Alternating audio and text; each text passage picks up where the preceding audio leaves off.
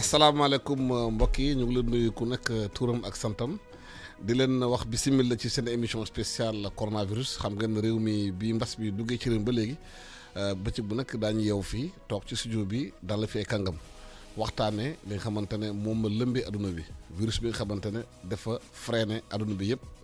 fépp taxaw mu ñëw Sénégal nag ñoom ñi xaman ñu ngi ñàkk seeni bakkan te feebar bi mu kon di law moo tax bu ñu yeewoo suba teel waxtaan askan wi woo fee kàngam xamante ne xamte fu màcc li ñuy wax pour ñu waxtaanee mbir mi tey nag am nañu mbégte di fi dalal kii di Abdoul Kane ñëpp xam nañ ko fii Sénégal moom cardiologue la professeur des universités du Sénégal la dafa génn livre yu bëri ay téere yu bëri wax mbirum médecine waaye tey dafa génne benn téere bu tudd les eaux noires maanaam ndox bu ñuul te eaux noires yi ci biir livre bi mu ngi waxtaanee ci Ebola ñëpp xam nañ fu mu jógee ak virus bi mu duggee ci àdduna dugg fële ci RDC ba Guinée def fa ay ravage yu bëri te loolu tax na livre bi ñëw moment bi nga xamante ne mbas mi dugg na ci réew mi mooy virus bi nga xam ne coronavirus la donc daañ ci waxtaan ci téere bi ci nu mu ko tënkee et moom en tant que aussi cardiologue et médecin te nekk université naka la dundee li xam ne mooy feebar bi ak yan matuwaay la ñu war a jël suñu réew bi pour mu gën a law bu loolu weesoo ñu ngi dalal aussi Saliou Sarr tamit kenn du ko présenté Sénégal moom expert agricole la CNCR la liggéey lépp luy mbéy ci réew mi xamante ne mbéy moo téye réew parce que réew dafay dundal boppam bu ñu bëggee dundal réew mi génn ci jafe-jafe il faut ñu dooleel mbéy mi nag ñi nga xamante ne 60% des Sénégalais ci la ñu yëngu ci xamante ne ñooñu il faut ñu bàyyi leen xel bu baax a baax parce que ñu ngi dem ci maanaam hivernage ñu nar a ñëw gis ngeen na conseil des ministres bi mujjee gis nañ 60 milliards dugal ko ci xamante ne mooy campagne agricole bi te mu ñëw moment bi nga xamante ne béykat yi ñu ngi toog seen kër mënuñu bouger mënuñu def dara ndax confinement bi ou bien semi confinement bi loolu yan njeekital lay am ci mbéy bi ndaxte bu mbéy bi wëree rek wér-gu-yaram yi wër parce que wér-gu-yaram mu ngi ci lu ñuy lekk guddeeg bëccëg loolu da gërëm di leen sant ci maanaam ci teewaay bi docteur Abdoul Kane da nga génne benn téere bi nga bind ci eau noire da nga dem ci xamante ne Ebola bi naka la jógee foofu ba mu indi yëf maaye ci biir livre bi ñu ko jàngatee dafay woone Afrique nu muy doxee système de santé yi maanaam système bu nekk Afrique ak nu ñuy gérer affaires yi dafa am ay jafe-jafe est-ce que virus bi ñëw mi bi tudd coronavirus moom ci livre bi am na si ay njàngat. jërëjëf Alassane maa ngi lay sant bu baax a baax ci dalal bi di nuyu sëñ Sarr am mbégte lool partager plateau bi moom bi may xalaat téere bi dëgg la épidémie Ebola bi moo taxoon ma ne lii kat am na lu ñu ci war a jàngat ci li may jàngat ci loolu mooy bu ñu ne épidémie am na wàll boo xam ne bi médecine la waaye am na wàll li ma jàpp ne sax moo ci gën a fës ëpp ci solo mooy social ak économie ak nit ñi toogee ci àdduna bi et Ebola wane na ko ni mu gën a méttee moo tax téere bi ma teg ñetti partie benn bi mooy li ma tuddee incubation terme médecine la sax waaye li ma tuddee incubation nit ñi waruñu juum ba yaakaar ne médecine laa fay wax dama ci teg li tax épidémie ñëw nit ñi doxalee ci àdduna bi la mooy écologie mooy environnement am na lu bëri ci gàncax ñu ñoo ko yàqal suñu bopp mooy ni ñu doxalee politique mooy la question économique mooy suñu daara yi liñ ko defee ni ñu ko soppee tey mooy suñu système sanitaire yi mooy corruption mooy suñu banlieue yi ni ñu tëgee tey mooy suñu dëkku àll yi ni ñu dem ba sooxal mbéy mi ba ñi nga xam ne ñoo waroon nekk ci àll bi daw jubal ci réewu taax yi teg loo xam ne li c'est une pression dans le milieu suburbain loolu mooy tax épidémie ñëw loolu mooy tax épidémie law maa ngi fàttali rek exemple boo xam ne bi yàggul bu ñu ne choléra yàgg na am nit moo tax choléra am mais Sénégal gii choléra bi mu commencé métti mooy bi exode rural amee politique d'ajustement structurel donc boo ne épidémie rek da nga war a jàpp ne lii tax mu am mooy de façon générale la question de la gouvernance muy mondial ak ku nekk nag li ngay teg ci sa réew après nag mooy beneen phase bi mooy épidémie bi law ñu fi jaxasoo jikko yi ak lépp loo xam ne li moom moo amoon gën a metti gën a tar beneen pàcc bi ma ci teg loolu mooy ñëw ci fan la ñu war a mujjee moo tax ñaari chapitres yi ma jël médecine mais bi ci des ma tuddee ko résilience pour indi la dimension sociétale des épidémies et ci tënk peuple banlieue boobu peuple Afrique boobu ma présenté ko ci ni mu gën a méttee fi mu mujjee mooy mu xam ne du bailleur de fonds du ONG du keneen mooy jóge bitim réew moo ñëw pousse la nga dem génn ci moom moo toog xool luy aada ak cosaanam li mu am li mu amul li mu mun ak li mu munul ñu solidaire nekk ensemble ne mbas mi noonu loolu rek mooy tax ñu jóge ci et résilience boobu moom laa bëggoon indi pour wane la dimension sociétale pour wane la dimension économique la dimension idéologique mais aussi la dimension politique in fine et loolu bu ñu ko indiwaatee nag cey ci li ñuy occupé tey amul dara lu ci soppeeku moo tax ci téere bi juñ Ebola laa ci doon wax waaye tudd naa ci corona parce que corona du tey la yow bii mooy 2 mais amoon na yu fi am il y a un siècle amoon nañ fi grippe espagnole te épidémie yëpp li koy indi lii tax mu toog li tax muy law nit ñi tey xam nañu lu tax essentiellement et donc tey jii nii bu ñu jàngatee ci épidémie yi am muy peste moyen âge muy fièvre jaune bi fi am noonu Sénégal ak feneen yi am na loo xam ne mën nañ si jàngat ba xam ne bu ci ñëpp àndulee bu xam-xam yëpp àndulee bu fekkee ne la question agricole sàggane nañ ko bu fekkee ne la question de l'éducation sàggane nañ ko mbas mi buñ ko tënkee tamit ba mu dem yeneen ni mbas yu gën a métti nañ ñëw. épidémie ci gàncax bi la jógee maanaam ci àll bi parce que nee nañu fale ci Chine Wuhan benn animal la moo ko transmettre nit ba ñu feebar débat baa ngi foofu jeexagul waaye dafay wone dimension écologique ak dimension agriculture maanaam gàncax bi lii docteur expliqué léegi nit ñi toppatoowuñ ko dañ ko sàggane ba mu ñëw fii te nit bu wëree dafa am xeen lu muy lekk am na lu bëri njëkkatal ci wérgu yaramam yéen gi nekk ci monde rural bi di liggéey ci CNCR xam paysans yi naka la ñu ñefe ci àll bi pour génn ci est-ce que le fait ñu bàyyi loxo agriculture bi bokkul ci li xamante ne indi ñu jéyite si réew mi. jërëjëf Alassane man aussi maa ngi leen di remercier di leen gërëm si invitation bi di kontaan trop bokk ab plateau ak professeur Kane maa ngi koy wax léegi avant ñuy dugg di ko ñaanal yàlla may ko wér. amiin yàlla bàyyi ko ay seen xel ndax seen xam-xam baax na ñu yee nit ñi di kontaan trop donc ñu ñëwaat fii si invitation bi li nga wax dëgg la Alassane ndax xam nga Afrique de l'Ouest ba tey boo jëlee téeméer boo jël juróom-benn fukki yi ñu ngi dëkk si kaw gi di dundee si kaw gi am na ay at si gannaaw téeméer boo jël juróom-ñaar fukk la woon te dañuy wax réew ñi nekk si kaw gi ñoo ko yore. moo xam développé ak ñàkk développé dañuy wax ni en tout cas réew bala muy dox li réew mi di demee mooy li réew di bay si biir réewam moom lay dundee foofu la ñuy waxee ni yow yaa ngi nekk réew Sénégal nag effectivement boo ko xoolee nii ñu demee nii dañu nekk moom la professeur doon wax politique li nga xam ne ni moo yore réew lu ñuy defaree tabax réew pour que réew mi ñu fiy dëkk mën a liggéey mën a lekk mën a jàng mën a faju ci seen ñaq loolu bu amulee rek jafe-jafe am xam nga yaa ngi wax léegi feebar bi mais avant feebar bi di ñëw boo xoolee ren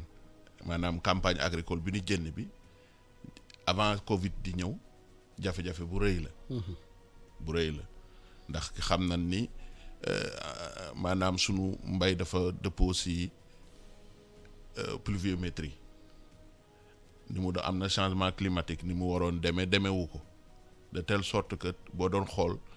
Sénégal bu ñuy wax ni bu nu defee 2 millions genn wàllu hectare 1 million bi gerte la daanaka 1 million bi dugub la boo xoolee tey ba tey bi fi may wax ak yow nii usines yi jënd gerte ci Sénégal yëpp jënduñu 1,000 tonnes 30,000 tonnes. li ko waral. mooy li ma doon wax nawet bu sooxe. nawet bu sooxe te Sénégal xam nañ ni mi ngi dépendre ci nawet mais politique agricole yi defuñu ay jéego yoo xam ne ni daanu tax baykat bi du dépendre si nawet pour bu wax ni nawet bi de bu naawee ren bu naawee wet rek jafe-jafe am donc maanaam kuréel yuy xayma affaire sécurité alimentaire déjà wane nañu avant Covid bi nii bu dara amul woon dana toll si pratiquement 2 millions wu nit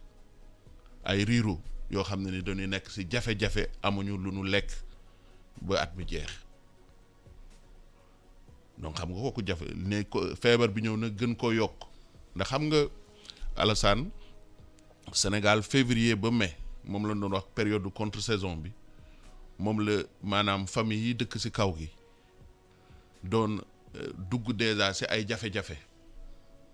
doon dem di ñu yore xale yi gis ngeen borom sareet yi ñëw gis ngeen nooraan yi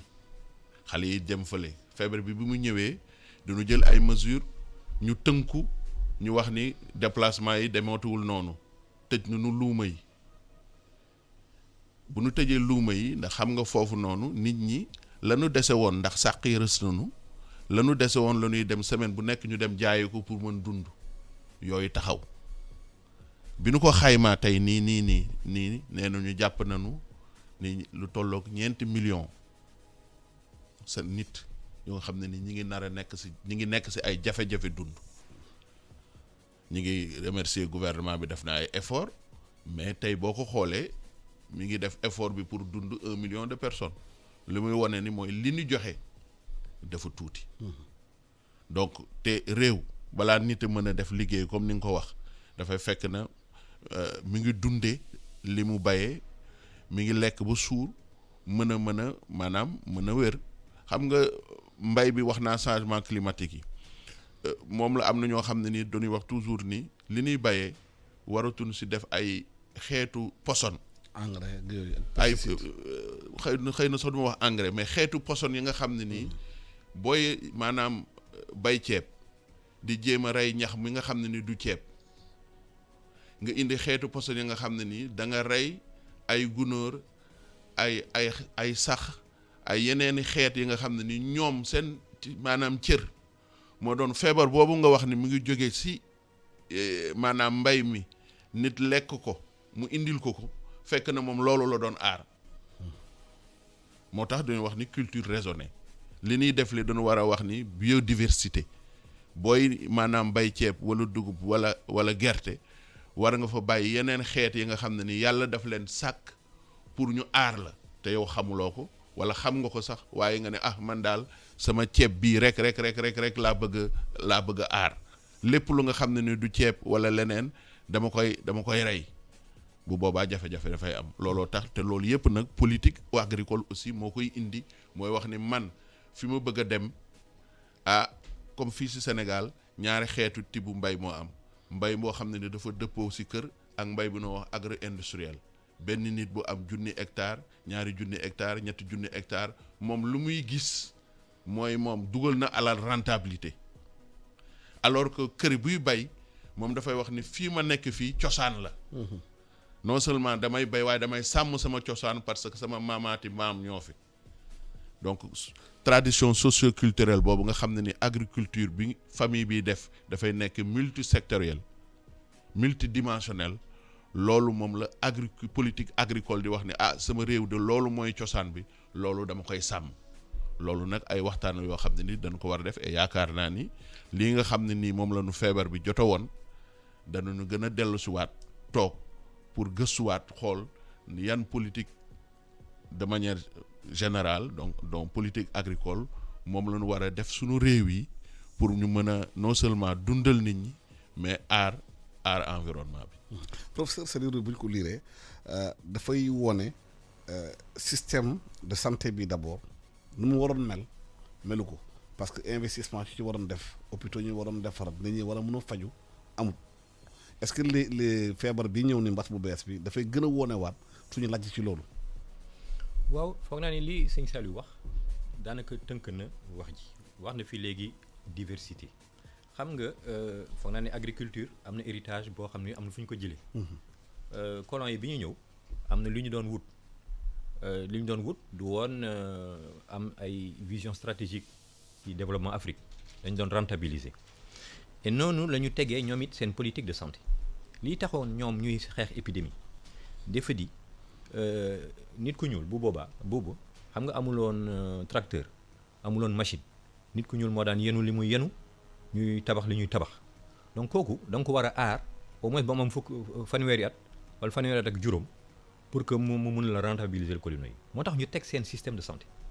et boo xoolee bu baax seen système de santé boobu lu ci ëpp ci xeexoon épidémie yooyu ñoom ñu jàppoon ne mooy gàllankoor seen projet de rentabilité des colonies ñoom ñu tabaxal seen bopp seen hôpitalu bopp ñu tuddee ko hôpital colonial pour ñoom ak ñi nga xam ne ñoo leen di jàppale ci administration bi hôpital boobu comme moo gënoon am solo mu nekk hôpital principal mooy hôpital principal bi ngeen di dégg ñeneen ñi indigènes yi ñu wutal leen ñoom seen i mbiru bopp li ñu daan def sax am na solo waaye ñoom amuñu woon vision globale bi sëñ Sall doon wax léegi et loolu malheureusement mu ngi ñu topp ba tey neurologie daanaka bi fi tubaab bi bàyyi avant indépendance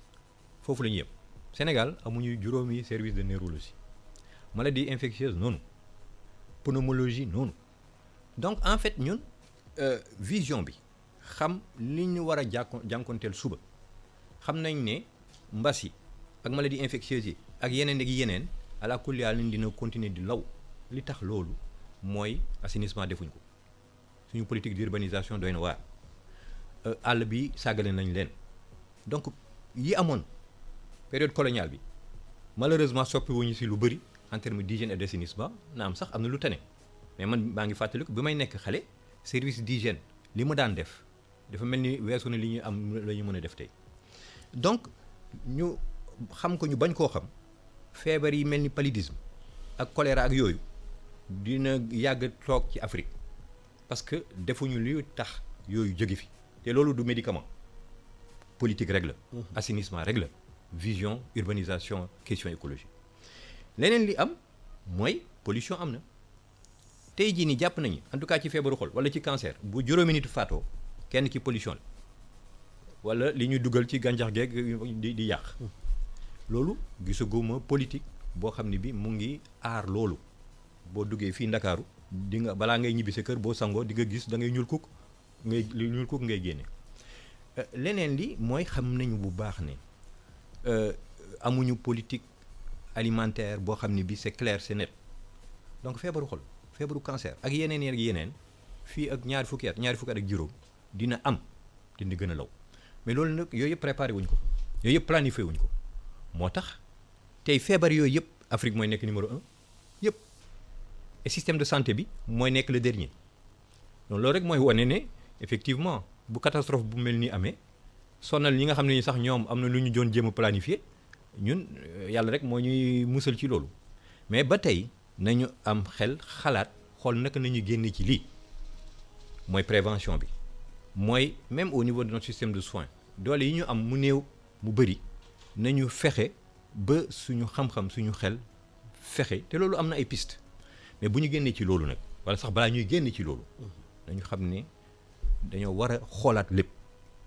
kooku tamit sëñ Salim wax na ko muy agriculture bi muy écologie bi muy éducation bi parce que éducation lal na lu bëri xam nga tey ñu ngi naan prévention mais prévention ak kan ngay waxal ci mbiru prévention bu fekkee ne yow yàq nga sa école bu fekkee ne sa école mënul nekk le moteur le véhicule de li tax nit ñi mën a xam bu ñu amoon tey xëy na école bi ñu waroon a am suñu élèves yi wala suñu étudiants yi ñoom ñooy dugg ci communauté bi parce que jàngal nañ loo xam ne mën na jëriñ communauté bi ñu wax ak ñoom sama étudiants yi ñu ngi fële taxaw naan ñun dañ bëgg nañu bokk ci lutte bi mais xamul nu ñuy def donc c'est juste pour rappeler que bu fekkee ne tey jii nii repenser wuñu lépp xam ne am na loo xam ne li xëy na lu baax amoon na mais surtout am na loo xam ne daf ñu topp te xëyuñu ne dañuy soppi doxin muy wàllu bu nekk rek ci mbéy mi ci éducation bi yooyu càbbar ko xam ne yenn saa yi dañu war a changer complètement paradigme kooku tamit wax nañ ko incha allah wax na mais pluviométrie bi dafa mel ni on dépend de ça encore man de dem naa jàngi médecine ci benn dëkk boo xam ne bi boo nee dëkk boobu ñaari boo ko tegee ñett ñaari zones yi désert la li ci des xeer la mais c'est l'un des premiers pays agricoles aussi au monde. Israël parce que jàngee naa Israël. J'ai fait le désert du Negev ma ne waaw mais lii mooy lan mango orange et cetera ba ñuy importer ak yeneen i dëkk yoo xam ne yi ñun li ñu yàlla may mais weesu na loolu foofu loolu. donc c'est juste pour rappeler que dëgg la baaw naan il faut que ñu continuer di ko ndax mooy xëy na suñu aada ak suñu cosaan. waaye nag yàlla am na lu ñu may ñu xalaat ba ne ñun kat est-ce que mënuñu weesu loolu et malheureusement dafa mel ni suñu béykat bi ma xamoon xëy na daaw jéeg ak bi sama maam doon xam yenn saa yi dañooy nuróole trop te tamit loolu la ñuy ñaan suñu àll yi foog naa ne war nañ leen gën a dëgëral et suñu système de santé noonu. suñu Saliou Sarr bu ñu dégloo diagnostic bi professeur dafay mel ni Senghor jaare ci Abdou Diouf jaare ci Abdoulaye Wade ak Macky Sall ba léegi dara change lu bari ci façon de faire bi moo tax réew mi yenn saa bu ko dara bettee mu mën ko lu mel ni Covid bi am ni mbirum lekk bi ak yooyu parce que bu ñu gisee léegi ñu importer ay toni ceeb pour di ko dundal njaboot bi alors nga am ay suuf am ndox am ay espace yu bari nit ñi war ci mun liggéey xale yi ndaw yi waroon nekk ci dëkk yi yëpp daw ñëw Dakar di dawal ay saret te war nañu mun toog seen dëkk bu ñu investiroon foofu ñu mun liggéey. dëgg la xëy na duma àgg ba si wax ni depuis Senghor ak léegi amul dara lu soppeeku waaye en tout cas li wér ba wér mooy boo dee xool fu nu toll léegi si li ñuy lekk démb bu may wax démb mooy dans le passé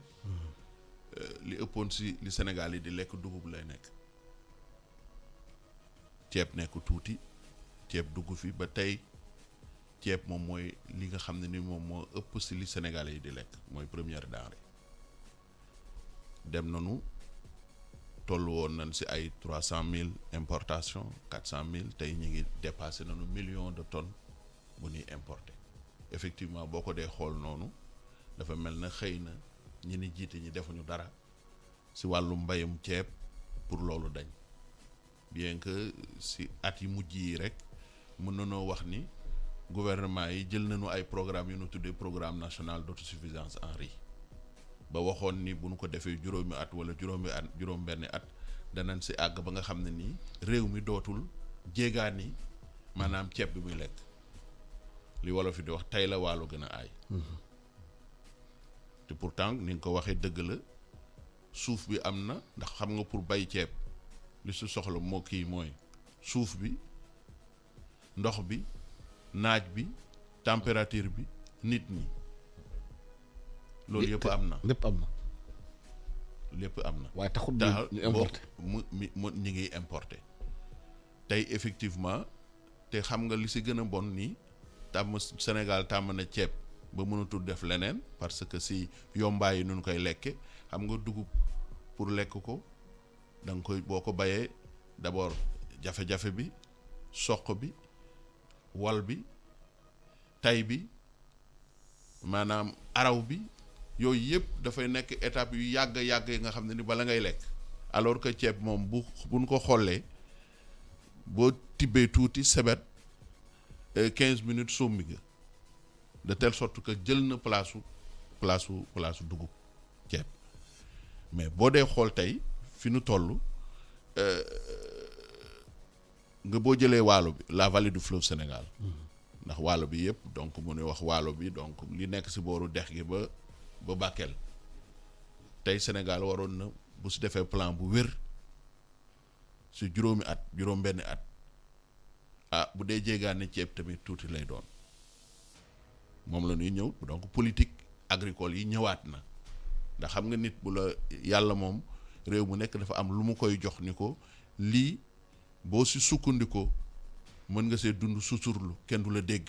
ñii mu may leen pétrole ñii mu may leen leneen mais ñun may nanu yàlla may nanu dex ay dex may nanu condition nga xam ne nii buñ si toppee donc loolu nag gouvernement moom mooy defar ay politique boo ko doon xool rek nii fi ñu toll nii dama doon wax ni bii feebar bi di dugg rek ñun Sénégal lu ñu waroon contre saison bi passé ñu ne musibaa ngi am ndax ñun ceeb moom mooy mbir mi nga xam ne nii téeméer bu nu bay si àddina bi juróom benn yi rek la ñuy jaay au niveau international daanaka donc moom la ñuy tubaab bi di wax marché résiduel la ndax kenn xamul ndax ren daa am ceeb bu doy boo yóbbu si marché mondial bi parce que pays yi nga xam ne ni ñooy bay ceeb moom mooy seen maanaam seen cosaan muy Asie moom la ñuy lekk maïs boo demee à peu près 20% la wala 22%, blé même la même chose. Donc même aussi réew yooyu bu nu bàyyee par exemple blé wala maïs 80 wala 75% yi seen réew lay dal ñaar fukk yi wala ñaar fukk yeeg juróom mais ceeb moom 6%. 6% réew yu koy bàyyi muy Asie ñoom Chine Inde Thaïlande bu fa feebar bu duggee ma ni cay réew Sénégal donc ñun boobu noonu janvier décembre bi ñu koy wax rek la ñu waroon anticiper ni contre saison bi ñu jëm maanaam février mai dañu war def des mesures incitatives sensibilisation population yi pour bu ñu doon bay 40 000 hectares ñu bay 60 000 hectares 70 000 hectares pour anticiper pour wax ni marché mondial bi dana changer effectivement ndax li ñu bayoon daaw moom moo nekk ci marché bi boobu fekk na feebar bi duggagul xëy na doo am jafe-jafe bien que production mondiale bi dafa wàññeeku par rapport ak année yu kii yi bu Covid bi ñëwee nii feebar bi xam nga dafay gën a. day gën a tar ku nekk comme loolu moom mooy seen dund ñoom dañuy fexeel lu mu néew dootul jënd seen réew te bu boobaa ñun comme dépendre nañ ci jafe-jafe dafay ñëw ci te jëluñu mesure anti kii yi moo tax ma yaakaar ni campagne hivernale bii ñu jëm nga xam ne ni mi ngi tàmbali mois de juin ñi ngi ci mois de mai Sénégal dafa war def kémtuwaayu kàttanam pour wax ni danaa def campagne maanaam hivernale bu mucc ayib boo xam ne bu historique ren dans la vallée nee nañu def noonu à peu près 50 000 hectares ci contre saison bi bu fekkoon ne teel nañ ko wax mënoon nañu dem 70 000 80 000 mais bii ñu jëm hivernage bi te dañu gis lu nekk ci ceeb mooy dañu gis ni vallée du fleuve Sénégal bu defee contre saison plus de 35 000 hectares wax naa ko at yi passé ci seetlu taxaw seetlu bu defee plus de 35 000 hectares campagne hivernale bii ñëw bi bien que mooy grande campagne superficie day wàcc ba moins de 20 000. li ko waral. li ko waral ba léegi gisagunu gis nañ ni daal nit ñi dañuy yéex a bu ñu defee campagne hivernale bu bari ak jumtukaay yu bariwul yi tracteurs yi ak moissonneuses batteuses yi comme nit ñi dañu yaakaar ni foofu la rendement yi ëppee duñu respecter trop calendrier cultural bi dañuy dem ba li nga bay li boo ko dee góob dana fekk nawet dugg. donc parcelles yi nga defoon yi doo ko mën defaat ceeb loolu donc looloo tax hivernage bi di wàññeeku ensuite prix yi dem boo nga xam ne ni da nga wax ne man kat sama tool bii di ñëw du ma ko def ceeb soble laa koy def wala beneen xeetu mbay bu nga xam ne ni moom moo gën a rentable donc bii dañu war a wax ni comme daaw 30 000 hectares lu na nekk hivernage wala àgguñu fa dañu war def 70 000 hectares 80 000 hectares Anambé ñu ne am na potentiel 15 000 wala 10 000 ñu ne Anambé il faut mu def 10 000 pluvial dañu daawoon am nañu potentiel 180 000 hectares nañu def jumtukaay yi nga xam ne ni daanu mën dem au moins 150 000. mais loolu bu amee moment bu mu amee feebar baa ngi fi béykat yi mëntuñu déplacé wu dem gox ak gox te feebar bi dugg na ci réew mi dugg na ci région yu bëri te bu laale ñi nga xamante ne ñoom ñooy béy naka la ñuy mën a defaree loolu. waaw moom laay wax ni si sama intervention bu njëkk wax naa ni gouvernement bi def na effort pour may joxe dund mais sama gis-gis na mu ko natte woon ak feebar bi fi mu toll ak Sénégal fi mu fi bëgg a dugg dañ ko war a yokk ndax wax naa ne ni ñoom ñi ngi jàppoon pour 1 million de personnes déjà si monde rural bi rek waxuma dëkk yi. 4 millions. ñeenti millions. donc kon gouvernement bi war na seetaat bu baax li nga xam ne ni moom lay def pour comment dirais-je campagne bi ñu jëm.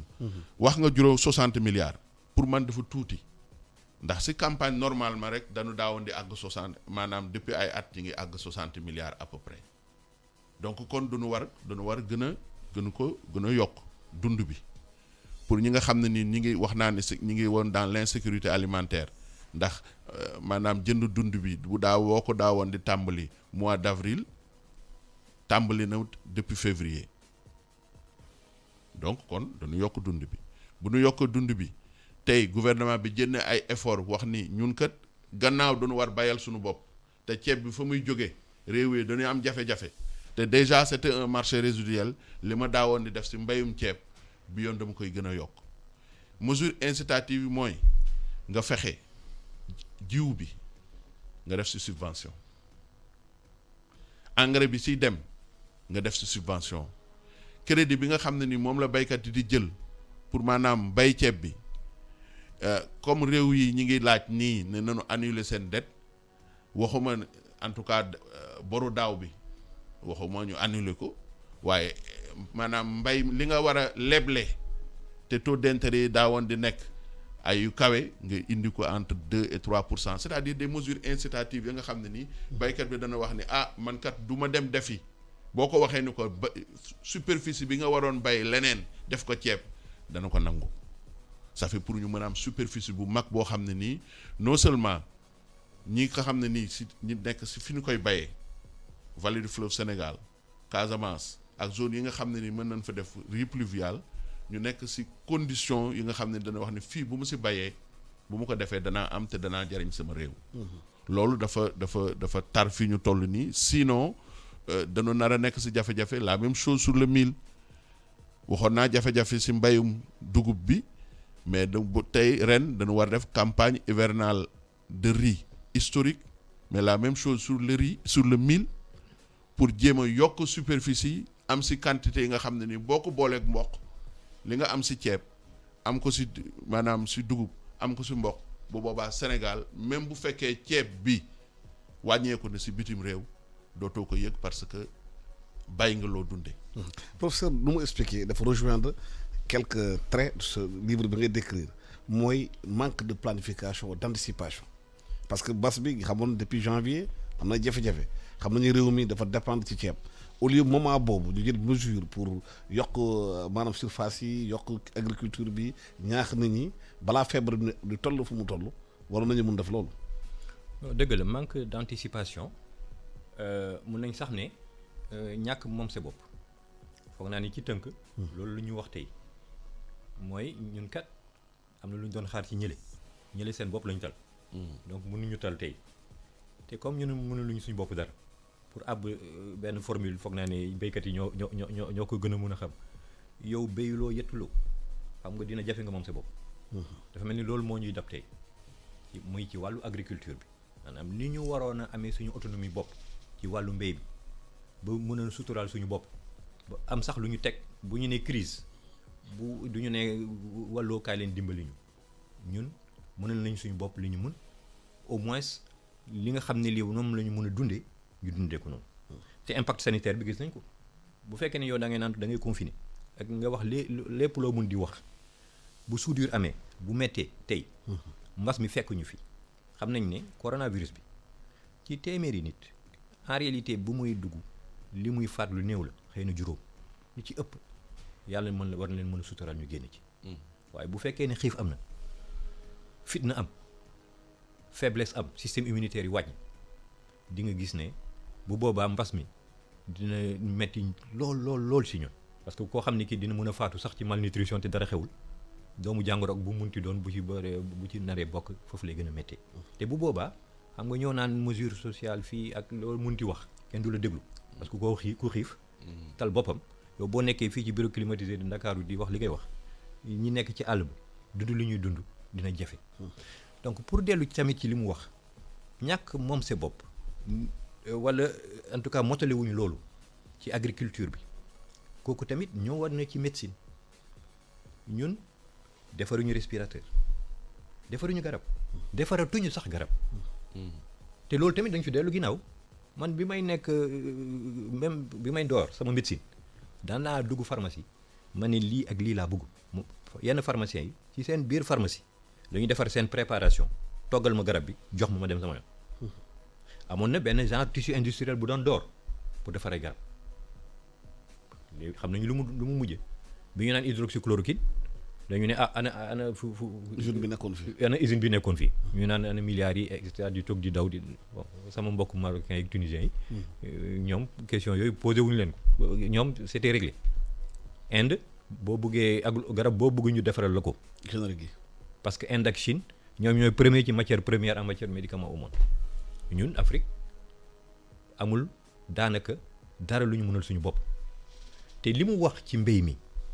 xam nga boo nee da ngay produire ay millions de masques balaa ngay naan da nga koy wuti da nga koy jox ñeneen c'est bopp ngay njëkkee. Emmanuel Macron xam na bu baax ne électorat am li mu soxla mooy bu defee ay respirateur na ko hôpitaux français yi jëfandikoo parce que métti na ci moom ak ñeneen foofu la ñu toll moo tax effectivement sens de l'anticipation vision bu fekkee ne amul rek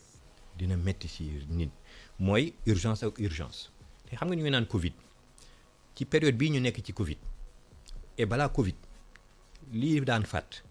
mooy manque d'anticipation boobu ñu ngi faatu ci feebaru xol ñu ngi faatu ci AVC te tey jii ni ñu ngi déplorer li am ci Covid waaye pali bi li muy faat moo weesu fuuf. 300 000 par an en Afrique. mais minimum. Crise cardiaque fii ak juróomi at mooy numéro 1 ci Sénégal AVC ñëpp xam nañu te tey jii ni Covid bi sax loolu la déstructuré parce que bu ñëpp dawee naan Covid. dañuy fàtte yeneen feebar yi. moyens yi sax yaa ngi koy yóbbu foofu. médecin yaa ngi daw foofu système de soins bi day déséquilibré parce que planifié woo crise sanitaire tamit dañ koy planifier mais balaa ngay planifier période normale mu am lu dëgër loo xam ne di tabax nga ko kon naa ne loolu mooy ci mbéy mi tamit bu fekkoon ne amoon nañ mbéy boo xam ne bi dafay dëgër et ma mujjee ci dara xam nga ñun ñëpp dañuy naan moo tax tey ci livre bi tamit def naa am perspective benn politicien décrire ko ni mu gën a enfin peut-être que comme du ma politicien ma ne waa ji ni ma ko décrire mu xaw a doon personnage presque caricatural même si après am na lu muy rëccu li tax ma dugal perspective boobu mooy li may tuddee empathie et loolu bu fekkee ne amuloo yërmande ci say réew ci say askan dina jafe te am yërmande il faut que ñu def attention xam nga bu ma nee autonomie réew c'est autonomie nit ñi tamit maanaam tey ñu ngi naan maa ngi bëgg a joxe ndimbal 2 millions yi nit waaye xam nga ndimbal bu ma la neree dimbali Alassane c'est que yow am na loo mënalul sa bopp maanaam amuloo autonomie te boo amulee autonomie dignité sa ngor am na lu ci wàññeeku te du loolu la ñu xaar ci njiit li ñu xaar ci njiit mooy mu may ñu suñu autonomie mu may ma sama dignité ma ba ne taxaw fii ci mbedd mi di ñaan wala mooy war a génn fii ci télé yi naan jox leen ma lekk parce que damaa xiif et moo tax bu ñu buggee dawal empathie et loolu damay koy tuddee transcendance parce que xam nga ñun ñëpp ñi nga xam ne am na seen loxo jot na seen ginnaaw dañuy am tendance yaakaar ne bu ñu joxee dara taalibe bi tey ci feu rouge bi ne alhamdulilah tey kat def naa lu baax waaye yow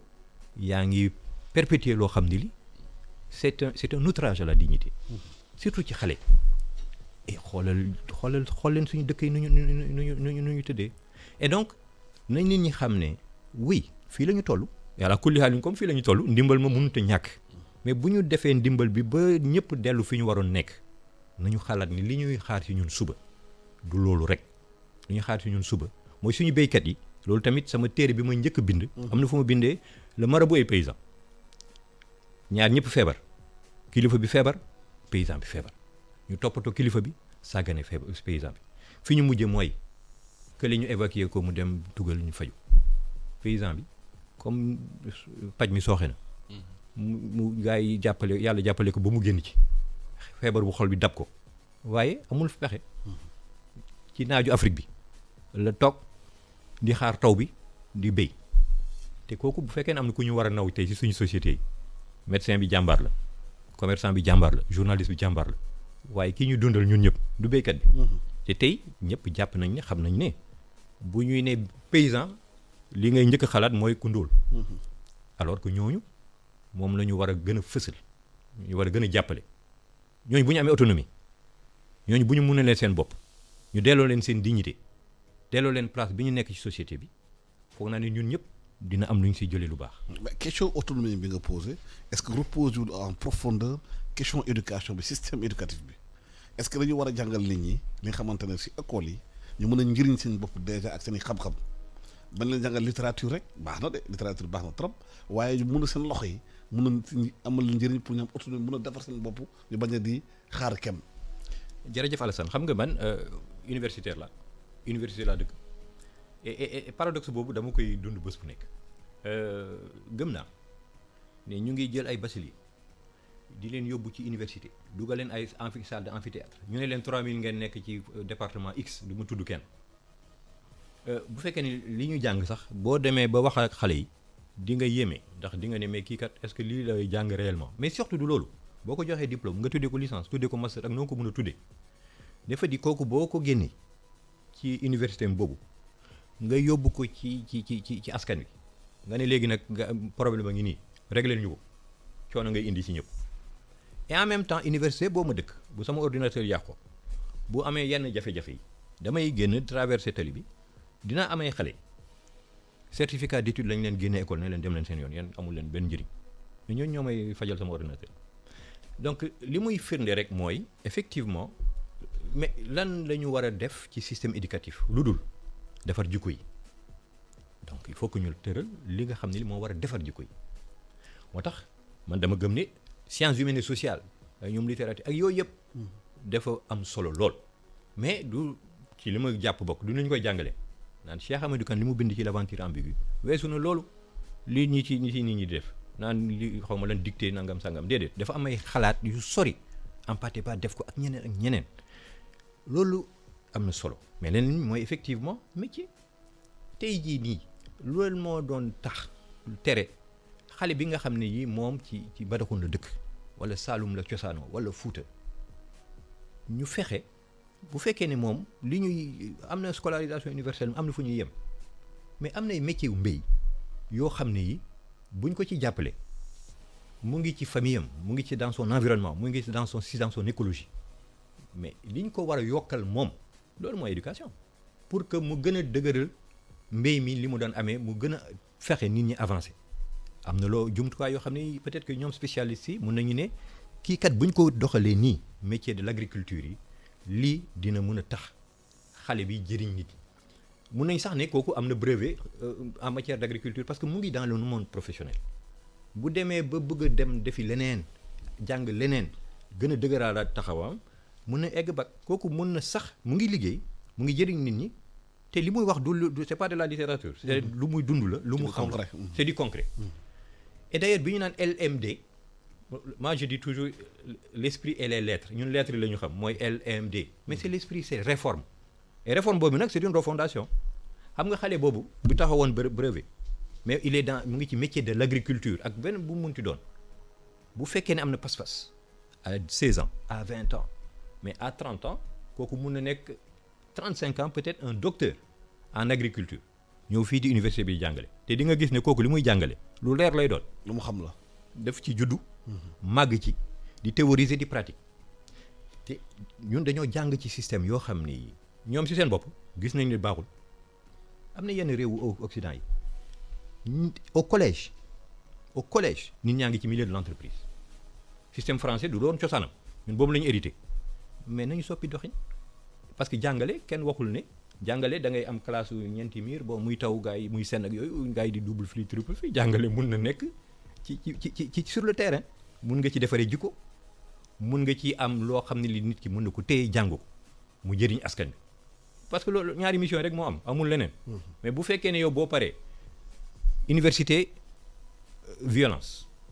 damay ne toujours man université la bokk man gisuma bërëb boo xam ne bi sànni xeer ak lacrymogène am na fu mu gën a fëse leneen lii mooy ñëpp xam nañu ne suñu produit yi naam am nañu ay produits yu baax ay brillants ak yooyu mun nañu classer sax première université francophone d'Afrique mais ñun ñëpp xam nañu ne 90% de nos produits dina jafe yenn saa yi nit ñi am fu ñu leen dugal parce que gisuñu njëriñ li dans le monde socio-professionnel donc repenser waat am ce courage là xam ne du suba nag lay sotti mais nag xam nga bon kooku nag boo koy xalaat na nga jàpp ne du élection bii ñëw c'est pour sax du yow nga xëy na doo ko fekkee mais yow teg na li nga xam ne li am na solo ba boo fiy jógee même ñi da daan critiquer dinañ xam suba yow yaa tax réew mi amorcé virage bi war. waaw ñu dem Mbour dafa virage jël maanaam suñu casque te kii fa Aliou Kane suñu naatango Aliou Kane Mbour yaa ngi déglu ñu ngi lay nuyu d'abord di waxtaan bi ci mbirum santé ak mbay mi parce que boo bëggee am wér-gu-yaram il faut sa plate bi ngay lekk moom ay gàncax xamante ne dina tax sa yaram bi mun a immuniser wu maanaam nga am santé est-ce que Mbour ñi fa nekk ci mbirum mbay mi ak yooyu ak mbirum santé bi am na ay jafe-jafe yi nga xamante ne coronavirus indil leen ko. waaw Alassane ñu ngi lay fay di nuyu it ñi nekk fii plateau bi monsieur Sarr ak professeur Kane fii liñ fi mën a jàppagum si wàllu jeexital coronavirus bi si monde rural bi surtout c'est que xam nga fii système de vie bi mooy nit ñi ci marché hebdomadaire yi la ñuy dundee maanaam zone rurale bi soo jëlee Sandiara wala nga jël Ngexoox Njagañaaw Caajaay Ngéñeen Mbafay yii yëpp ay marché hebdomadaire yu mag a mag a mag lañ zone rurale bi nag ci di maanaam di fi def di dem foofu di def jënd ak jaay di def commerce et cetera mais pour l'instant xam nga dañ ko tëj léegi tëj bi ñu ko tëj nag dafa indil askan wi jafe-jafe bu mag a mag a mag a mag a mag parce que foofu rek moo nekkoon seen source de revenu seen milieu d'activité boo xamante ne mën nañ ko utiliser pour dund am na ñoo xamante ne sax comme Sandiara gi nga xamante ne soriwuñu bu baax ñoom fin du mois li ñu koy tuddee mooy marché hebdomadaire loolooy seen fin du mois ci la ñuy dem ndugg denc ko par semaine après delluwaat et cetera léegi nag su fekkente ne tëj nañ marché yi day indi jafe-jafe yu métti parce que nekkuñu ci ville bi nga xamante ne mën nga am yeneen alternative yoo xamante ne mën nga ko jëfandikoo ngir daal mën a dund te loolu dafay jur perte d'emploi xam nga zone rurale moom amul emploi presque mais emploi yi ñu ci am ci zone rurale bi mooy ci marché yeeg ñoomin seen charrette yeeg clando yi ak sax ñi nga xamante ne fii ci zone rurale bi en tout cas Mbour fii maanaam yar ganaar daf fi am doole fii la ñuy jëlee ganaar yi di ko yóbbu ci yeneen dëkk yi fu mu toll nii ñoom amuñu sax man jokkoog naa sax même démb pour un peu préparer l'émission seen président yi nga xamante ne ñoom ñoo yëngu ci wàllu agriculture dañ ne ma problème bi ñu am mooy déjà mënatuñ dem beeg dikk bi dañ ko tëj dañ ko arrêté benn ñaar ganaar mënoo ko jël nga naan léegi da nga koy denc yëpp ci frigo loolu du wéy da ngay jël benn partie denc ko ci frigo beneen partie bi dafay yàqu te yeneen ganaar yi nga xamante ne pare nañ pour ñu jaay leen soo leen jaayut dañuy màgget te suñu màggetee après dañuy diis ba dee muy ay perte yi nga xamante ne ñoom tam wax nañ ko te it beneen jafe-jafe li ci nekk mooy ne du ñu mënati rembourser seen prêt yi nga xamante ne jëloon nañ ko donte am na subvention boo xamante ne par exemple conseil départemental de la jeunesse am na ay association yi nga xamante ne de jeunes yu mu joxoon xaalis bu bëri pour daal ñu samp liggéey bi di aviculture muy en tout cas Alassane jafe-jafe bi nga xamante ne bu métti la fii ci diwaanu Mbour mais beneen affaire boo xamante ne zone rurale bi mënuñ ko ñàkk wax ci zone rurale bi muy ne xam nga nawet ba nawet lay monde rural bi di defar ay mbiram maanaam nawet bi dañuy béy dundee ko préparer ci beneen nawet bi mais fu mu toll nii su nawet jubsee normalement ñoom dañoo waroon dem ci luuma yi dégg nga yóbbu fa li leen defee ci ay dugub ak gerteeg yooyu mun a am xaalis mun a jënd ay diwlin ak suukar rek et cetera pour préparer ko mais fu mu toll nii mënatuñ ko def. muy beneen affaire boo xamante ne bu doy war la am na ñoo xamante ne sax joxe nañ benn proposition ñu ne ñoom lu ñu comprendre mooy lu tax marché hebdomadaire yi nga xamante ne seule source de revenu la ci zone rurale bi ñu tëj ko définitivement ba pare nag ci ville yi nga xamante ne ñoom am nañ sax yeneen source de revenu ñu ubbi marché yi. peut-être duñ ko ubbi chaque fois mais quand même par exemple Mbour ville dañ koy ubbi lundi ba samedi ñu tëj ko dimanche mais 15 heures la ñuy wax nit ñi nañu laal ñoom nag ñuy ñaan nguur bi pour au moins comme que ñoom loolu rek la ñu am pour dund nañ ko ubbi suñ ko ubbee semaine bi beneen semaine bi ñu tëj ko ñu ubbiwaat ko beneen semaine bi ci tegu parce que ñoom nee nañ fu mu toll nii amatuñu fu ñu jëm ndaxte jafe-jafe yu métti la ñuy jànkoonteel ci wàll wi. beneen affaire aussi bon loolu il faut également ñu def benn précision bu ndaw rek mooy maanaam agriculteurs maanaam les paysans en général ñi nga xam te ne si dañuy dem ci àll beeg et cetera jeunes yi fu mu toll nii ñoom nekkatuñ fi dañoo dem Dakar pour uti li ñu am comme ni ñu koy defee rek su nawet jeexee léegi nag ñoom puisque ñoom ñu ngi ci àll bi ñu ngi ci yeneen dëkk taax yi ay Dakar ak ñoom seen te ñoom ñoo war a bay dëkk ba ñoom problème bi ñu am mooy léegi est-ce que ñoom naruñu rek nekkaat ci difficulté boo xamante ne moo gënoon a am doole difficulté bi ñu amoon daaw ci nawet bi xam nga nawet bi daaw ndox amul loolu moom ci wàllu yàlla la te it góobuñ li nga xamante ne mën nañ ci dund bu doy loolu it wàllu yàlla la mais fu mu toll nii ñoom dañuy ragal mu gën a métti parce que ndox mën na wàcc mais comme que am na ay restrictions yi nga xamante ne ci transport dañ ñoom seen xale yi mënatuñ ñëw ci dëkk ba pour bayal seeni baay ndax te àll bi ay mag rek ñoom ñoo fa def loolu sax am na sax benn élément bi nga xamante ni defoon naa ko ci wàllu woowu pour ñuy woo nguur gi mu xool naka lay def ngir jàppale xale yooyu yi nga xamante ne ñu ngi du bay rek la ñu xam te ñu ngi bàyyi seen papa yi seen yaay ci àll bi ñu am ay dérogation yi nga xamante ne day tax ñu mën a dellu léegi nag ci wàllu collectivité locale yi également foofu bon man am maîtriser wu ko mais man li ma gisagum fii pour jàppale monde rural bi mooy seen dimbal ci wàllu gel hydroalcoolique lañ koy def ay masque ak ñoomin seen mais ci côté ci volet social wala volet socio-économique bi maanaam dundu beeg yu demee noonu man gisaguma fi en tant que journaliste en tout cas ndimbal li nga xamante ne bàyyeekoo na ci collectivité locale yi jëm ci askan monde rural boobu peut-être que dafa diis xamuñu parce que nguur gi déjà aide alimentaire yi nga xamante ne nee na da koy jox askan wi gis ngeen ne ñëpp xam nañ ne du matale même fii au niveau de Mbour maire yi ma jot a waxal yëpp depuis début pandémie ba tey bi ñuy déclaré ne dañuy joxe dund boobu nee nañu xam nañ ne dund bi du doy moo tax ñoom sax ñuy xool naka la ñuy def pour jag-jagal mbir mi su fekkente ne dem nañ ba toll foofu mais actuellement aide alimentaire bi moom distribué wuñ ko fii ndax yegg na wala yeggut aw ma si xibaar yu leer mais quand même fii nii moom maire yi ma jot a waxal yëpp ñoom nee nañ aide alimentaire bi jotaguñ ci muy si monde rural bi carrément wala muy ci biir ville bi voilà léegi nag peut-être foofu laay daanele muy li ñu war a def rek mooy peut-être laaj man dama xamagul à l'instant T su fekkente ne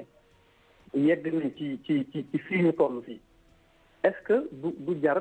monde rural bi mu am benn politique particulière spécifique au monde rural parce que ñoom ñëpp sonn nañ naam mais ñoom comme que ñoom amuñu benn source de revenu lu dul marché hebdomadaire yi may wax léegi nguur gi naka la fas yéene jàppale monde rural bi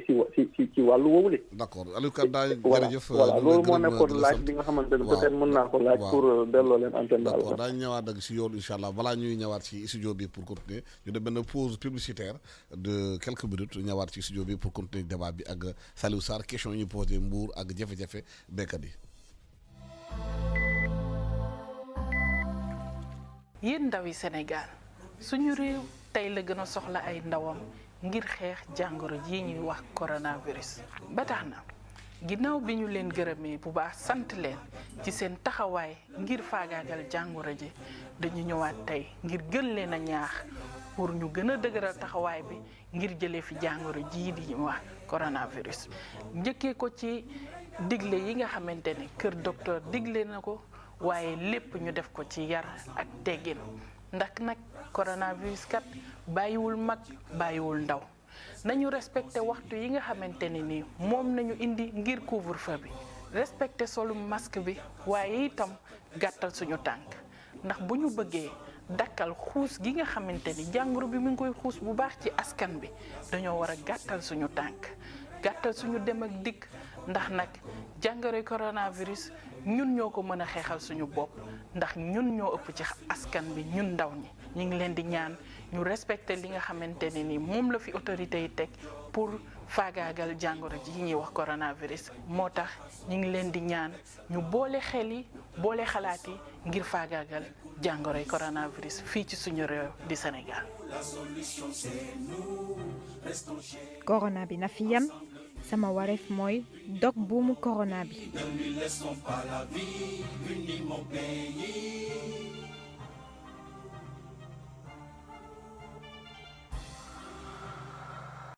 L'invité de la matinale.